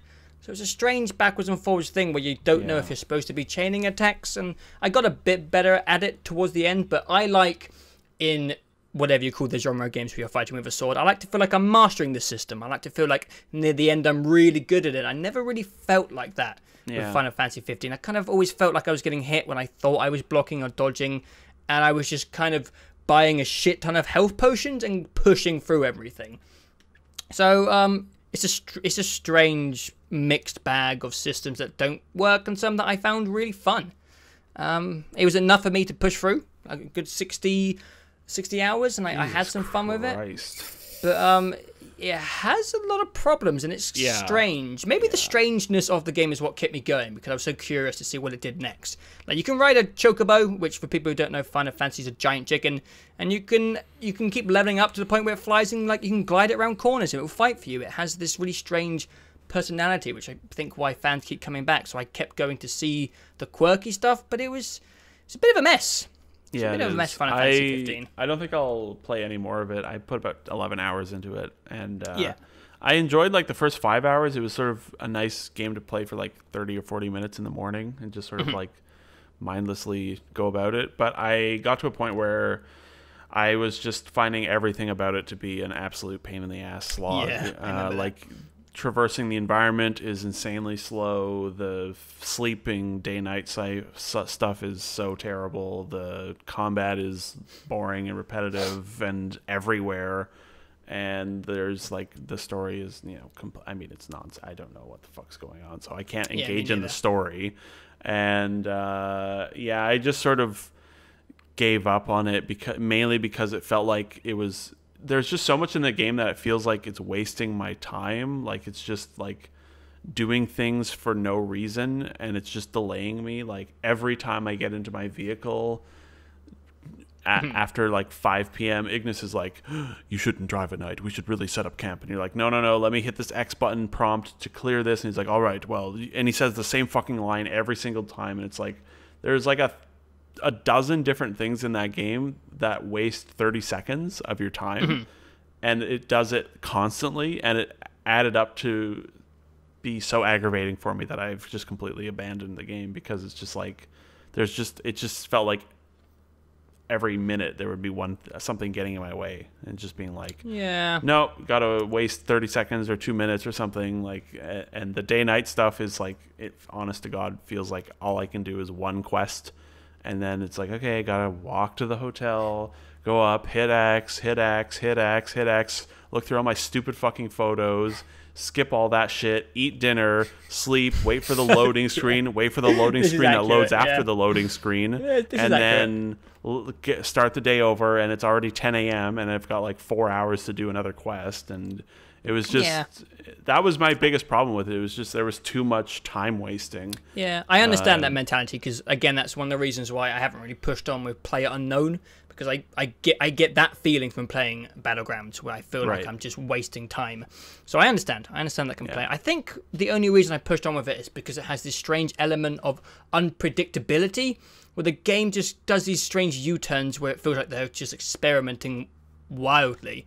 Like one of the best parts in the game, or just kind of quite notorious among the community, people actually hate this thing. They actually made a platforming section in the game. I'm not sure if you ever jumped around in the game, but it's not meant to be a platformer. Good. No, it's not. And I tried the platforming dungeon, and it was one of the most extensive and sometimes well-designed platforming sections of any video game I've ever played, to the point where it was mind-blowing. It felt like the designers were just bored and they wanted to try something different. And they just kind of got drunk one night and were like, okay, now we need to add a room that does this. And actually now, after this, he should go across spikes. And it took me 4 hours to beat. And I was like sweating and frustrating and screaming. And it was just parts of the game like that where like, I want to see what these weird Japanese people have done next. I guess that's probably why I played 15 for so long. Strange game. Very strange game. Yeah, I couldn't ups and downs for me. Yeah, I just couldn't deal with all the, and the main story missions are all bad. Like they're super linear, and there's stealth and insta fails. Yeah, I will say I enjoyed the characters more than I expected. I thought they were going to be annoying, but they were fun. They were good company for most of the game. But the nice thing about the franchise is, now I've done a bit of research on it, it seems like every game has a different system, and every game plays pretty differently. I think the only thing that carries over is some lore and style and world building. Well, So, I asked Dean, our resident Final Fantasy expert, what the connective tissue is between Final Fantasy games, and he said there is none. And I didn't know what to do. Like I had no idea what was going on in the world of 15. So I was like, okay, I'm going to ask Dean, like, what's up with the world of Final Fantasy? And he's like, there is no world of Final Fantasy. Every game is a different world. And I'm like, okay, I can't do this. I'm done. Like, I can't do it. It's too crazy for me. I'm telling you, I think I'm going to start going down the rabbit hole in the future. Oh, God. I've got some things to get out of the way. I want to go down the Kingdom of Hearts rabbit hole in the future. Oh, God. Ben, I he know. needs an intervention. like Dean was going to be the token JRPG guy, and now it's becoming the part of the group. It's like, I've just been kind of listening idly as you go through Final Fantasy and you go through Persona, and I'm like, yeah, these all sound profoundly Japanese, but it's just a phase. But this is very clearly becoming more of an issue, and I think that maybe we have to schedule an intervention for the next podcast. I'm too deep, man. I think Too so. deep. God. Japan has me now. Oh, God. Yeah. Let's expect him to come into the next podcast with a bunch of really obscure anime references, and we all know anime is the Straight bane of- weeboo. You need to go down the Shin Megami Tensei rabbit Oh, hole, God. which is part of Persona, right? is part of that universe. Yeah. Yeah. So Joe, get on it. I expect a full report, thousand page report on the Shin Megami Tensei and how it relates. I to am Persona. uncomfortable. Can we 1,000 wrap spare this hours. up? Good Lord. All right, that's the JRPG segment over. No, that's Final the Fantasy Joe 15 was section weird. over. The Joe RPG. Fucking segment. That was good. Hour. I played games, boys. I'm sorry. I played Yeah, games. you did. You definitely have played more games Well in the done. last month than we have. Well done, really. Yeah. Thank you. Like 60 hours in Final Fantasy and 70 in Persona Because and beyond all these other things. beyond I mean, my PUBG, God. I'm trying to think about what Jamison's going to talk about. I know a few. I'm looking forward to hearing about some of them. I got games. We all know you have games. You've got a lot of games. But does he play them? I'm gonna skip two because it's not. There was like 2 months ago that I played it. I'm actually sweating. The biggest and most recent game, well, actually the longest of the three that I'll talk about, is Pyre, Oh, yes. the new game from Supergiant Games. Supergiant is a studio that Joe has not played any of their games of because he Intentionally, thinks that yeah. they're He actually style over substance. He hates which is- creativity, and he hates Genuinely, I find that offensive. Well, I watched, what's his name? Jim Sterling, and he had similar comments to say about some of the past stuff that they've Fuck done. Jim Sterling. yeah. Fuck, I don't give a shit what he has to say about. He doesn't popular know what the fuck he's talking conformist about. Jim Sterling. He gave Hellblade 1 out of 10 because he got a bug in it or something. Like, fuck That's off. the best I don't give reviews. a shit. Supergiant makes some of the best playing indie games out there. They are, of their 3 games, every one of them is utterly and completely unique. They're not fucking pixely side-scrolling roguelites. What the fuck like is every wrong other with that, game. dude? Shut up. They are impeccably presented. They have like some of the best art and sound design out there, and they have great story and great world. Like they're the complete package when it comes to indie games. What was what was the combat system in Bastion? I can't Bastion remember. is it's like a really have a it's big sort hammer. of like no you have like a whole bunch of it's sort of I don't know, it's sort of like third person action, like Devil May Cry, character action game, but on a much smaller scale, and it's really fast melee combat basically, with a whole bunch of different weapons and weapon combos, and but yeah, you just have weapons basically, and then Transistor is a turn-based strategy game, sort of like turn-based combat. Gross. And then Pyre is a sports game. What? So What'd you just say? Say that again. Pyre is a visual novel sports You're game. playing a sports game? Pyre. Okay. Shut up. Let me explain what Pyre is. Pyre is, it's set in this world where there's like the main world. It's called the Commonwealth, and then there's like prison hell world called the Downside, where if you commit a crime in the Commonwealth, you're cast into the downside, and it's basically a prison world. And also in the Commonwealth, literacy is illegal. So if you like read something, you get thrown into the downside. And in the downside, the only way out of the downside is you have to compete in these basically basketball-esque sports tournaments where it's 3-on-3 and you have a thing in the middle, like a ball sort of, that you have to grab and throw it into the enemy's pyre, which is like a fire thing, and it slowly extinguishes their fire. And if you do well enough in the downside for long enough and earn enough like prestige winning these tournaments, you get the chance to liberate yourself from the downside and come back to the Commonwealth as a free person with all your sins cleansed and all that. And it's fucking weird. It's 70%, maybe 65% a visual novel. And the other part of it is you are playing the sports game. And initially, I was always going to play this game because I like Supergiant a lot. But I was very unsure of what it was because I didn't really pay any attention to it. But I knew that there was a sports game element to it. And I was unsure about how much I would enjoy that part of the gameplay. And I also did not realize how much of it was a visual novel. And initially, I was sort of, like in the first hour or two, I was a little like, especially because the gameplay is super easy early on. But the further into that game it gets, the more the combat, or not the I don't know, it's not combat, it's sports. Dude. Sports. Say it again. I need to hear you say it a lot. The further into that game it gets, the more complex and the more difficult the games get. The sport, yeah. And like all Supergiant games, they have an insane amount of depth to the combat because these guys, before they were their own studio, they made the Command and Conquer games. Like, they worked on those. So they've got like an insane, like, weird RPG systems and stuff. And the further into the game you get, you are unlocking abilities for your party members, basically.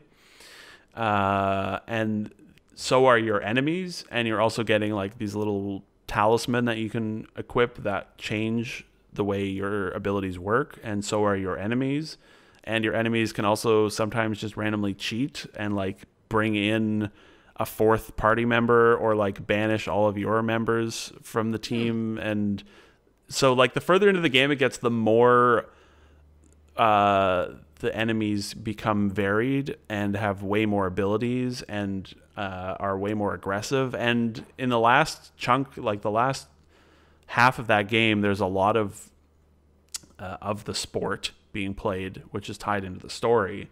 And it gets fucking stressful and challenging, and that was one of the biggest surprises, because initially it sort of seemed like this is just going to be a cakewalk with the gameplay, and it managed to actually end up being really challenging and really engaging and really enjoyable.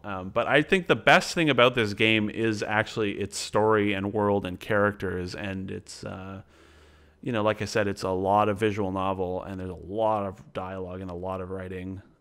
It's about the whole game. It took me about 15 hours as well, this game, which is like 2 or 3 times the length of their prior games.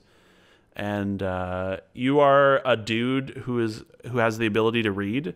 Most people can't read because it's illegal. So you can read. Should be illegal now. And and so you lead this group. Basically, you lead a team in the downside who are competing in the sport, and you slowly acquire more and more people for your party. It's sort of like Mass Effect. You get your crew. You get about 8 or 10 people, and a couple hours in, it starts to get really interesting because you gain the ability to liberate people from your party. So if you liberate them, they are gone from your party, and you never see them again for the rest of the game, and you never get to play with them again. And the only way you can liberate someone is if they're ranked up high enough. So as you go through the game, you're essentially losing your best characters, like your most played characters in the game. And it's so, I don't know if that makes any sense. Yeah. Yeah, so it's like I've used this character. What's his name? I don't know. I don't remember. Hedwin or something is his name. Call him LeBron. Call him LeBron. What? Call him LeBron. Sure. You're using LeBron, and you level LeBron up to like level 4, and he's got a bunch of abilities. And then comes your first liberation, right? And you have to liberate him because he's the only one leveled up enough. And now if you successfully liberate him, he's gone from the game. And now you're stuck using characters that you don't really know how to use that much. And it made it. I'm glad they did that because I am really bad about using like all the things available to you. You know, I've talked about it with Hitman and Dishonored and Prey and stuff like that, where it's like, we've got all these things for you to use, and I never use any of them. Yeah. And if they had done that with Pyre, I would have just stuck with like the same 3 characters the whole game. But by the end of that game, you only have like 3 characters. You know, you go from 3 at the beginning, you go up to like 10, and then by the end of the game, you're down to 3 again, and they're your weakest characters. And it was a really good way to keep things varied and challenging. And then, yeah, the story and characters are excellent. They're all very different, very original, very well developed, like fully fleshed out characters.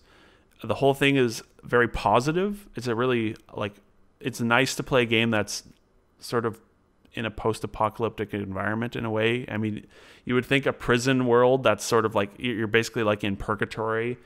Like you would think it would be a real bummer, but it's not. All the characters are really, they get along really well, and there's a lot of good camaraderie between them all. And, you know, like you would expect from a good sports team. Classic really. Sports stuff, right? And yeah, I don't know. It's hard. It's a really weird game, and it's hard to. We played some weird games this time. What's that?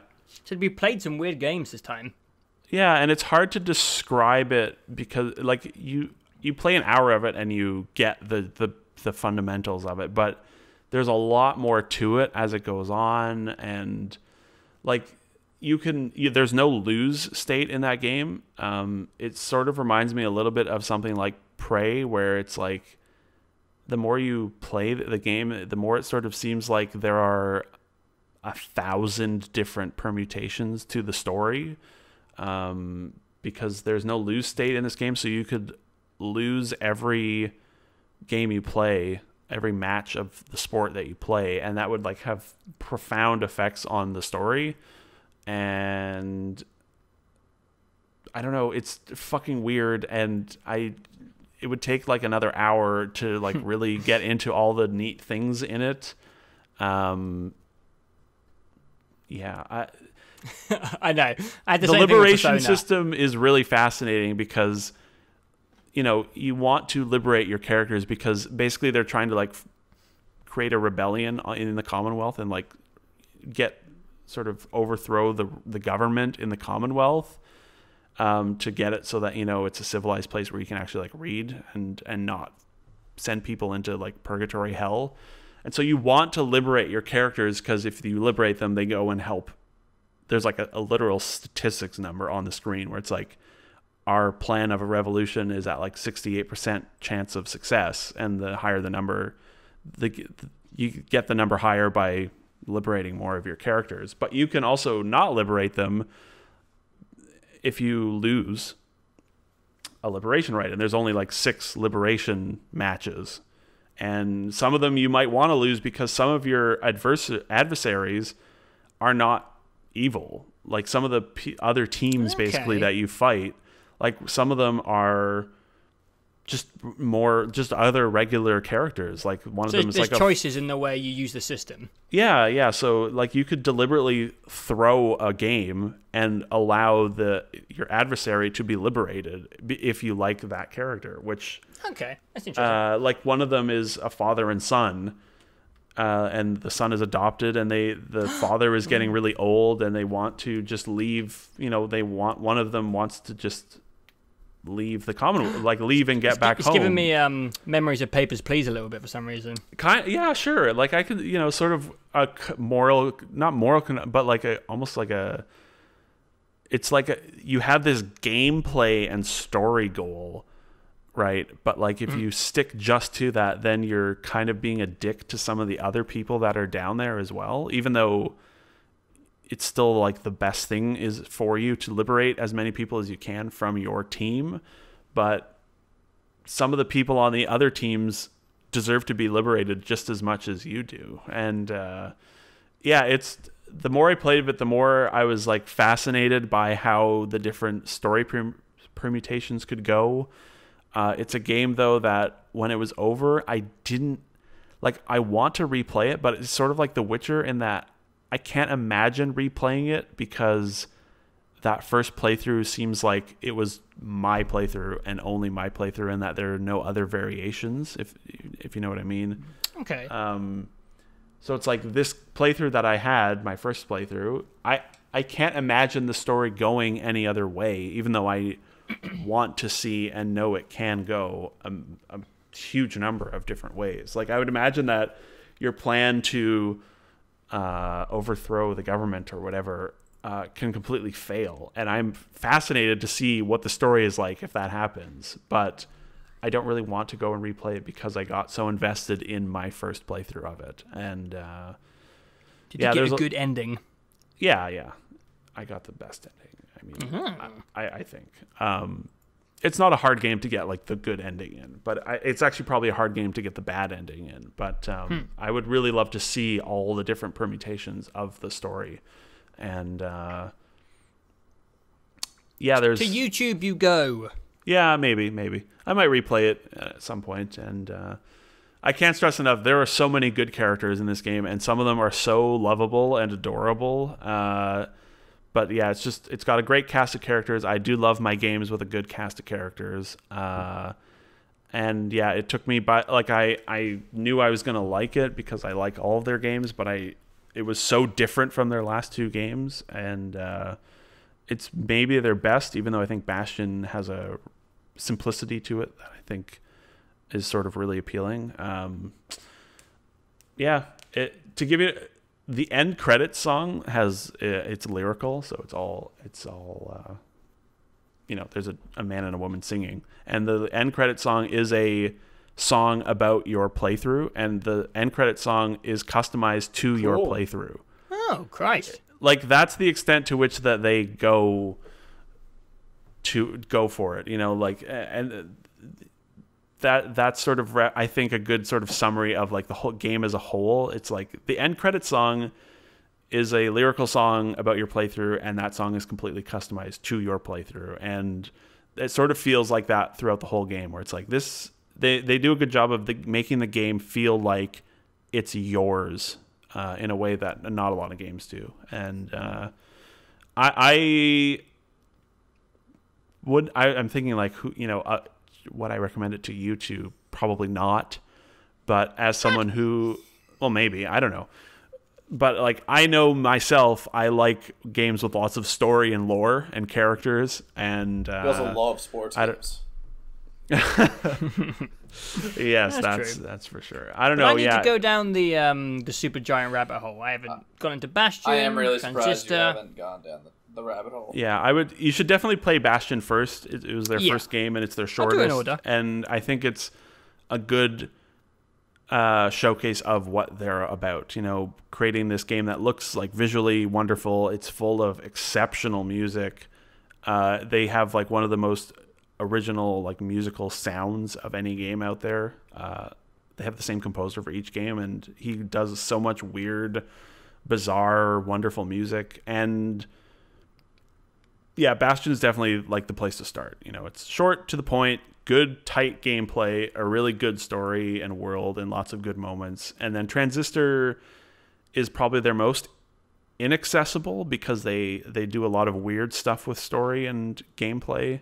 But it's still really, really neat. And then Pyre is probably like their overall best and definitely their most ambitious game by a substantial margin. And I really, really, really, really fucking liked it. Cool. Yeah, I was surprised by how much I enjoyed it, even though I knew I was going to enjoy it. Which is always nice. It's always nice to have that happen. I will give Bastion a go soon. Yeah. Maybe even by the next podcast. We'll see. I mean, the nice thing about Bastion is it's on like literally every platform, and it's 4 hours. You know, That's nice. Yeah. it's like a 1 or 2 sitting game. The other thing I played was Tacoma Yeah, looking forward to hearing about this. from the folks that developed Gone Home. This is only their second game. Tacoma is similar, similar in style to Gone Home in that it is a, walking simulator-esque game, even though that is a stupid term for these types of games. But it's a light, marginally interactive, story-heavy game,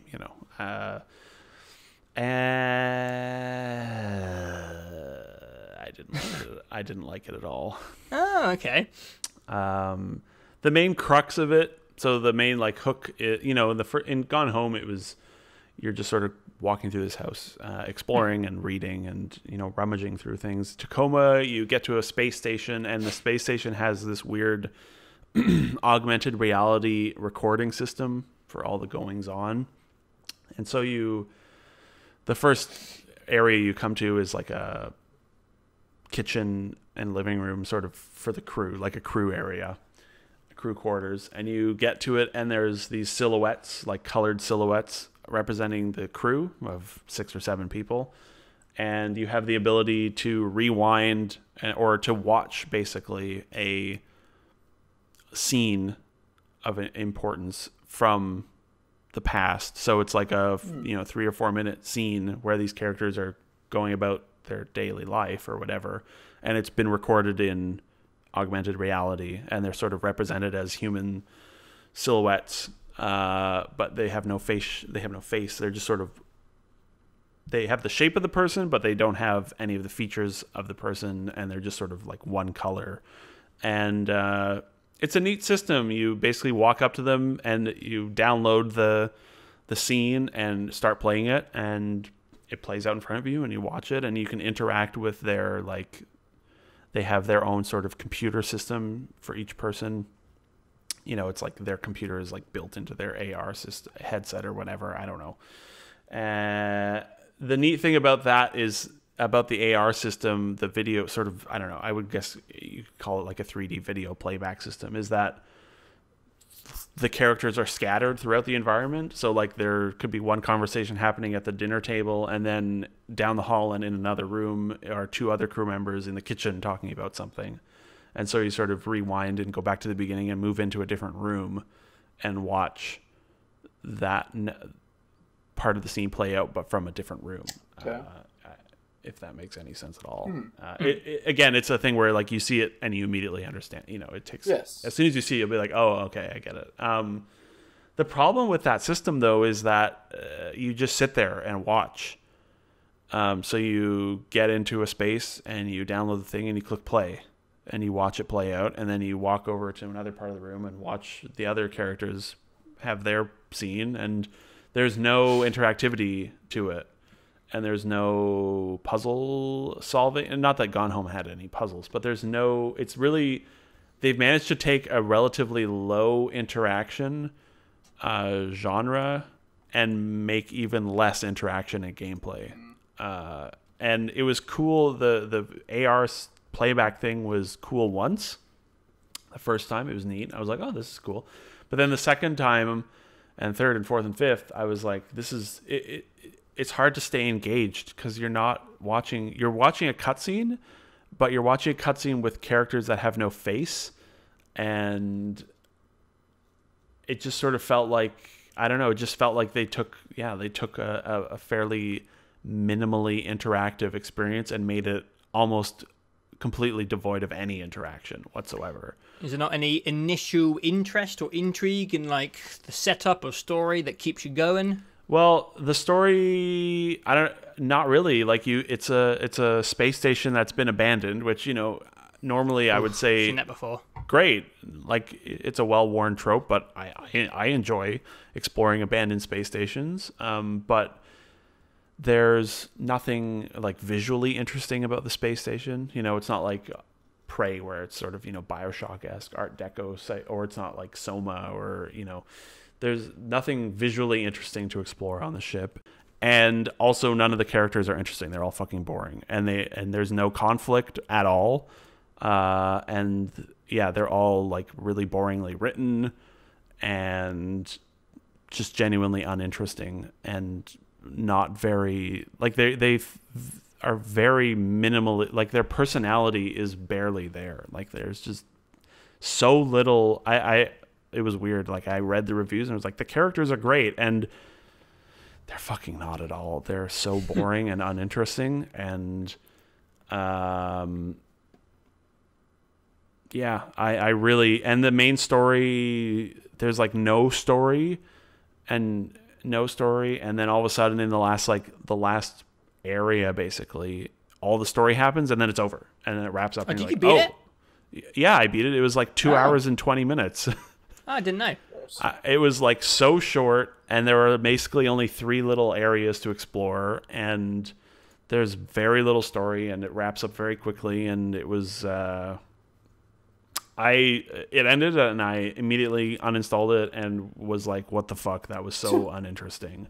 Gone Home is great because it's got this, it's almost like a voyeuristic horror, in that there's something so intimate and also appealing and also horrifying about exploring and rummaging through someone else's house, right? Yes, yeah. It's very personal and very uneasy and also very attractive, right? Like, the idea of, I'm going to explore, even though in the story of Gone Home, you're playing as someone who lives in this house or has lived in this house. Yeah, right. You're not like a total stranger, but from the player perspective, you're a total stranger exploring someone else's house and rummaging through all the drawers and reading their notes and diaries and all that shit. It made it, the whole game had this feeling of like, I hope I don't get caught. Yes. Yeah. Because even though nothing about it is wrong or illegal or anything, it's like this horrible nightmare of like, you caught me rummaging where I shouldn't have been, or reading your secrets. Yeah. And that was a really important part of Gone Home, and Tacoma doesn't have any. On Tacoma, I had no feeling at all throughout all of Tacoma, aside from numb. Yeah, I was just numb and bored with the characters and world and story, and there was no. Yeah, that's the biggest thing that my takeaway with Tacoma is I felt nothing throughout the entire thing, and then when it was over, I was like, oh, what? That it's over? So any game that gets me thinking about Alien Covenant as well is not good. Ooh. Because Alien Covenant, everyone in Alien Covenant was married to each other, and it really bothered me, and everyone in Tacoma is married to each other, and it really bothers me. I was going to bring it up, but I didn't want to trigger anything, Yeah, so I was really disappointed by Tacoma because I really liked Gone Home. It was a really neat game, and it was really enjoyable, and they, in a way, they didn't invent the walking simulator, but Gone Home was like the original, like, big, controversial, this isn't a video game, and now it's been accepted, and people mostly are okay with those types of games. And so I was thinking, maybe, space stations are always awesome. Oh, well, maybe not always. Space plus these people who are normally very good at, they've told good stories before. I thought it would be a good combo, and I really didn't like it. So yeah, I think I'm still going to have a look at it just to see if maybe it resonates with me. But it's a shame. It's like a very subjective genre, like as far as reception goes. To me, it seems like it could hit a different beat with. It's definitely a style of game that can mean something to different people in more ways that, say, Call of Duty can. Yeah, definitely. And, maybe you will like the characters, but there was nothing about them that I could see as being appealing or even, well, I guess relatable, sure, to an extent, but like, they were just so boring. Was there a particular reason it had to be set in space, or did it seem like it could have been set? And because until you said it's on a space station, I was like, oh, it's like a New York style apartment, or it's a farmhouse, or it's. Well, I mean, like the crew is missing, so like you would need a way to make them disappear, but it does not need to be in space. Yeah, until you told me, until you said it was on a space station, I did not remember that it was on a space station. Like I thought it was a farmhouse or something like that, like kind of like Edith Finch or whatever. Right. Yeah, I would say of the walking simulators since Gone Home, Edith Finch is definitely the one that was like the most creative and original, and this felt like it was trying something new, and it's good that they tried this, but I don't think that this worked at all. Like the gameplay thing that they tried, I think, was like really detrimental to the experience. Even if it had had a really interesting story and good characters, I think the gameplay system would have been more tolerable, but it's still, you just click play and sit back and do nothing, So whereas Edith Finch, everyone should play Edith Finch because it's really neat and really creative and rather inspired. But Tacoma, snooze fest, boring, didn't like it, disappointed. Fair enough, man. Yeah. There's not even like good environmental storytelling. Like Gone Home had a lot of that, right? Like flavor notes. I remember. What's that? Flavor notes, etc. Well, yeah, notes, but also just like non-interactable things. Like I remember in Gone Home, they had all like the VHSs of the X-Files recorded or something like that. Where it's like you go into their living room and you look at their movie collection, and there's a lot of detail put into that movie collection, right? And it says a lot about the people that live there. Whereas this, there's just like nothing. There's nothing to look at.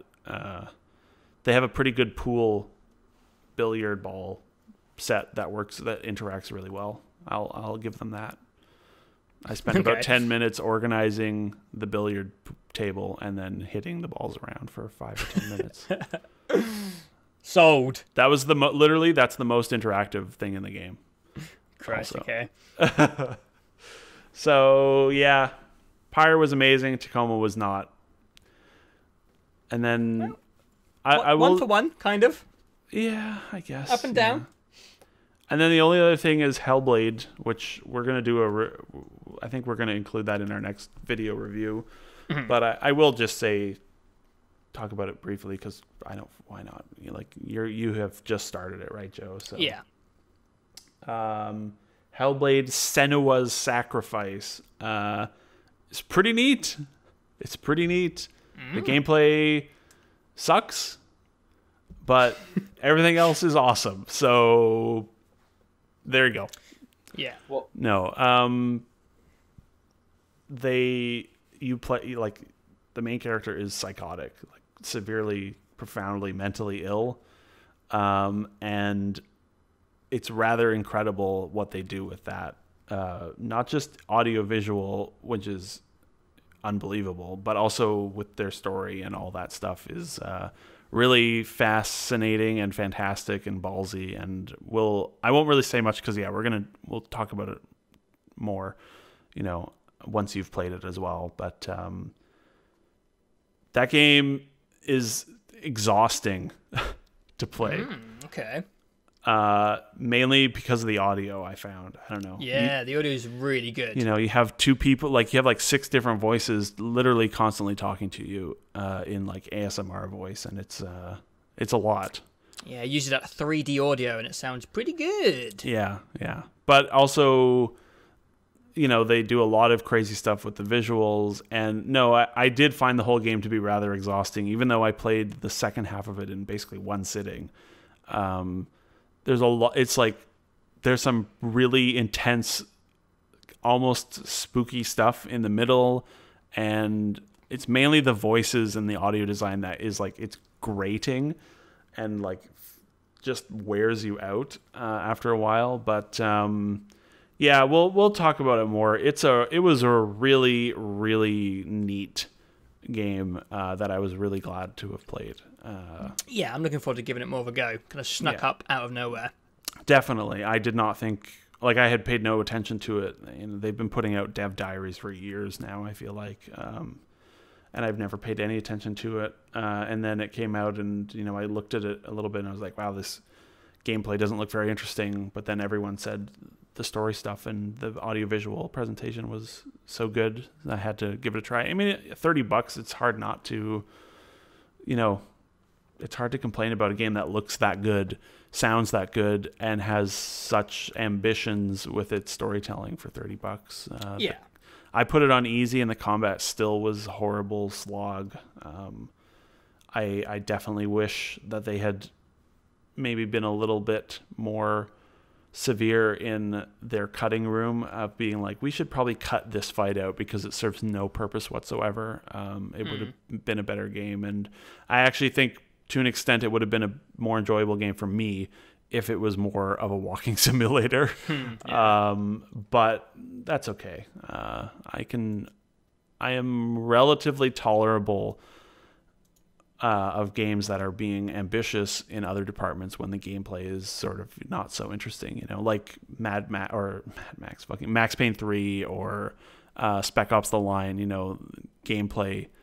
Yeah. Very uninteresting, very repetitive, but it sort of serves its purpose, and the other elements of it are so well done that I look back on those games and I don't remember playing them. I just remember, the story experience, and that is definitely the case with Hellblade. I would say, cool. It's a pain in the ass sometimes to play, but is definitely unlike anything else I've played, and I think most people should probably play it at least an hour just to get an experience of what the audio is like, really, because they did a lot of like really extensive research and worked very closely with people who suffer from these conditions, and the emulation of it is apparently very, very accurate to what it is actually like to have voices in your head, and it just seems like the worst thing in the world. It does. Yeah, because the voices sort of evolve. Like, it's mostly just female voices speaking rather softly, and it's not painful to listen to, but when you have like 6 different people all sort of talking at the same time, it starts to get more aggressive. But then later on in the game, there's a man's voice as well, who is like, he's got a really creepy, deep voice, and he's sort of, shitting on you to a pretty severe degree sometimes. And there's occasionally just like horrible screaming. And I know all those things are real and that people suffer from them. And holy shit, it seems like the worst thing in the world to have. So yeah, it's super, super neat, and I look forward to talking about it more extensively. I think most people should play it. Yeah, there's been a lot of kind of experimental, unique titles to talk about recently. People trying different things. And Hellblade is definitely, I would say, at the top of those in terms of experimental and unique. There's definitely nothing else like it. Cool. Yeah. And it looks so good. It does look good. It does look good. It looks unbelievable, yeah. Some of the stuff in it looks like fully pre-rendered CGI, like some of the cutscenes. Unreal 4. Unreal 4 is a good engine, it turns out. It really is. Yeah. So that's it. That's all for me. No 80-hour games. Yet. Yeah, that's true. Benjamin? Well, you still there? I don't have a lot to report, and I don't have much to say in the matter either. That hasn't been covered off in years of acclaim, but like I have been chipping away at The Witcher 3 on my downtime when I'm not absolutely consumed by the emotional roller coaster ride that is PlayerUnknown's Battleground. Get about 15 to 20 hours into Witcher at this point. So you're like 1/20th of the way through. Yeah. Right now I'm currently doing every side quest I can possibly gather in Velen. And I'm just working my way counterclockwise, starting at the northwest corner of the map and going and sweeping all the way down and up around and doing everything I possibly can. Right, and I presume you're encountering a lot of quests that are too high level for you. Right? I haven't found any. The only one quest I've had difficulty with was I died a couple times on the werewolf or the lichen quest, and I've encountered some enemies that are not particularly fond of me tropesing around in their areas. Right. They have either 2 to 3 levels on me, or they do not have levels at all, which is a bit spooky. Yeah, you can't kill those guys, I don't think. I think maybe you can if you're like crazy. I've almost give it a go. I'm level 6 right now. Oh, okay. Yeah. So I almost had a level 14 Griffin. Jesus. Almost. And that's one thing I realized about the game, and that is actually very, very cool, is despite the fact that there can be a significant level difference, as long as you can obviously register damage, like in that instance you can, because you can identify the enemy's level.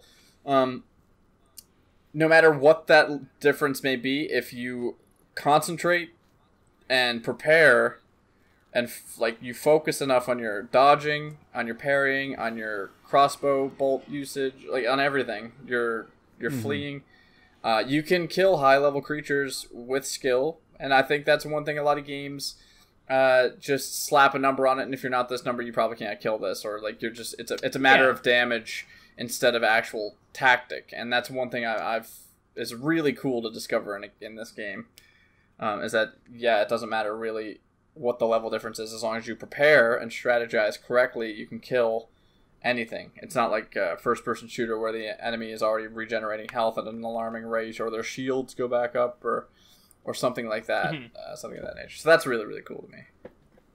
Yeah, you'll definitely encounter side quests that you can't do. Sure.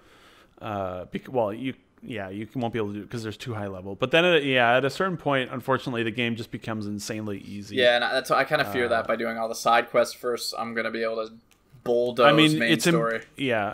It's impossible to not over level in that game because there's so much content. But you can adjust the difficulty, and you can also turn on enemy scaling, which is in the gameplay options, and that'll actually make sure all the enemies are at your level. They'll never be lower than your level. Cool. They'll go higher, but they'll always stay at your level as a minimum. I'm really impressed with how lush the world is. It really does feel alive, and that's something I didn't anticipate feeling, because I'd heard so many good things about how living the countries are, and so it's been really cool to see that. All the characters do feel like they have something important to say too, which is very, very interesting, and I'm really actually enjoying the main storyline as well. It's all in all, I didn't expect to like it as much as I am liking it, despite the critical acclaim, because this isn't typically a genre game I tend to play very often. Right. I don't play 200-hour games like I used to. I think the longest linear-ish games that I've played like this are Pokemon. To be fully honest, which is a weird juxtaposition, like a weird pivot from what is a 200-hour RPG of this scale to Pokemon, but that's just the genre game that I'm used to playing, and so I am having a blast with it. I think that's really all I have to say about it, other than we talked about PUBG earlier, and I've sorted my Steam library. And so I got a few games in my in-progress playlist, which are Grand Theft Auto 5. I've still, believe it or not, never beat Grand Theft Auto 5. Really? What? Holy shit. Haven't finished it. Wow. Hyperlight Drifter's in there. I still have to wrap up Kentucky Route Zero. And then I gotta finish up... Kentucky Route Zero has to wrap itself up true. first. I gotta finish up Prey. Jesus. And then I have Metro 2033 Redux in there to start. And Snake Pass is still uninstall PUBG. Yeah, I know. It's the only way. So, wow, you haven't beaten GTA 5. That's crazy. Speaking of GTA 5, we got to play more of it. I think we have to diversify our now that we're kind of. It feels like PUBG is kind of like we get it now. Like we definitely understand it and we know what kind of game it is right now. But I look forward to. Not only saying we're going to play something different, but maybe actually playing something different going forward. Because it's always like, we could play something different, and that's like, yeah. And then we just play another hour or two of PUBG, and then it's like, like we have new PvE with Titanfall 2 now, and we all have Battlefield 1 now, and that's a game like I thought about earlier on in this podcast, and I was like, man, I kind of want to play Battlefield 1 right now. And so yeah, I should play more back. we have a lot of options, but we just get fucking sucked into PUBG because it feels good when it's good, but horrible when it's not. The heart wants what it wants, mate. Yeah, it's true. I can't believe you never finished GTA 5. I'm just still like, that game is. I get distracted with all the. I just want to do other shit, and then I get get going around on the other stuff. And that game is 4 years old now. Yes, wow. I played that campaign 3 times. I've purchased it 3 times. So yeah. Well, I'm glad you're enjoying The Witcher. You have barely scratched the surface. I can't wait. Yeah. That is Jamison's quest of making everyone play The Witcher is almost over. First it was PC gaming, and then it was The Witcher. Yeah, if you beat The Witcher, the main campaign of The Witcher, it'll be everyone. Everyone will have beat The Witcher. Yeah. The base campaign, at least. Crazy. Then you've got another 50 hours of DLC. Yeah, I look forward to Blood and Wine because I've heard that it on its own is amazing. It's great, yeah. Especially as an end, like a final chapter in that series. It's pretty much perfect. So, but other than that, those are my games. I keep it short and. I want to go play The Witcher now. Short and sweet. Yeah, it's an infectious bug once you get talking about it. Yeah. But I think that was a pretty good list, diverse list of many games. Yeah, it's kind of like I said, it's been a lull of a time, and so we don't really get these opportunities to go back and chip away at other games that are in our backlog, or even games that just kind of spring up out of the blue. Like I know. Hearing Jamison you play Tacoma, that was a game I hadn't heard much about, and your likeness for Pyre is also very surprising. And Joe, who's now dyed his hair bright pink and only sweats via one large gluttonous drop on the upper left epsilon of his forehead. And makes sounds like very. It's very very surprising to hear you enjoy these. You enjoy these Japanese RPGs, so it's the boys are diversifying it up a bit, and as it's not always a bad thing, Oh, fucking hell. You have a way with words sometimes, mate. Hello? Did Ben just die? No, I'm still here. Nope. Hello? Okay, you sounded like you were dying. Yeah, I just wish. So. Oh, yeah. That's good. That does it for me, though. I don't know if you boys got anything else that you want to go deep in on. I think that about covers it for me, for sure. Let me just check. I think that's everything. I don't know. It's a pretty good range. There was like 10 games or so, maybe more. While you're looking, Jameson, I'll remind our faithful viewers that you are listening to our Patreon exclusive podcast, Defend the Trash, episode 5. You're getting this delicious, heaping hot, steaming spoonful of trash for contributing $1 on Patreon. If you've enjoyed listening to us, talk about what we're at, what we're playing, and want to get into the conversation with us as well, make sure you join the Defend the House Discord. Chat about some of the things that you're playing, doing, eating, watching, listening to, reading. That's actually one thing that we should have is the certain channel on the Defend the House Discord for this, maybe or maybe not. But if you've enjoyed our discussions, spread the word, share, or don't. Keep us all to yourself, like a dirty little disgusting secret. But beyond that, I've been Ben, and you've been bent. I don't know why I threw the. I think I said Ben, and then I was reading Joe's name like I'd never seen it before. So I was like Ben, because it's on in the Discord voice. It's got Ben, and then Defend the Joe because that's your name sometimes, and then Ben the Joe. Ben the. Oh god, I don't like that at all. I've been Ben. I'm out. I've been Joe. Okay. And I have not, unfortunately, maybe sometimes been Jamison. And we'll see you next time. Goodbye. Fuck yeah. Bye. If we survive the end times.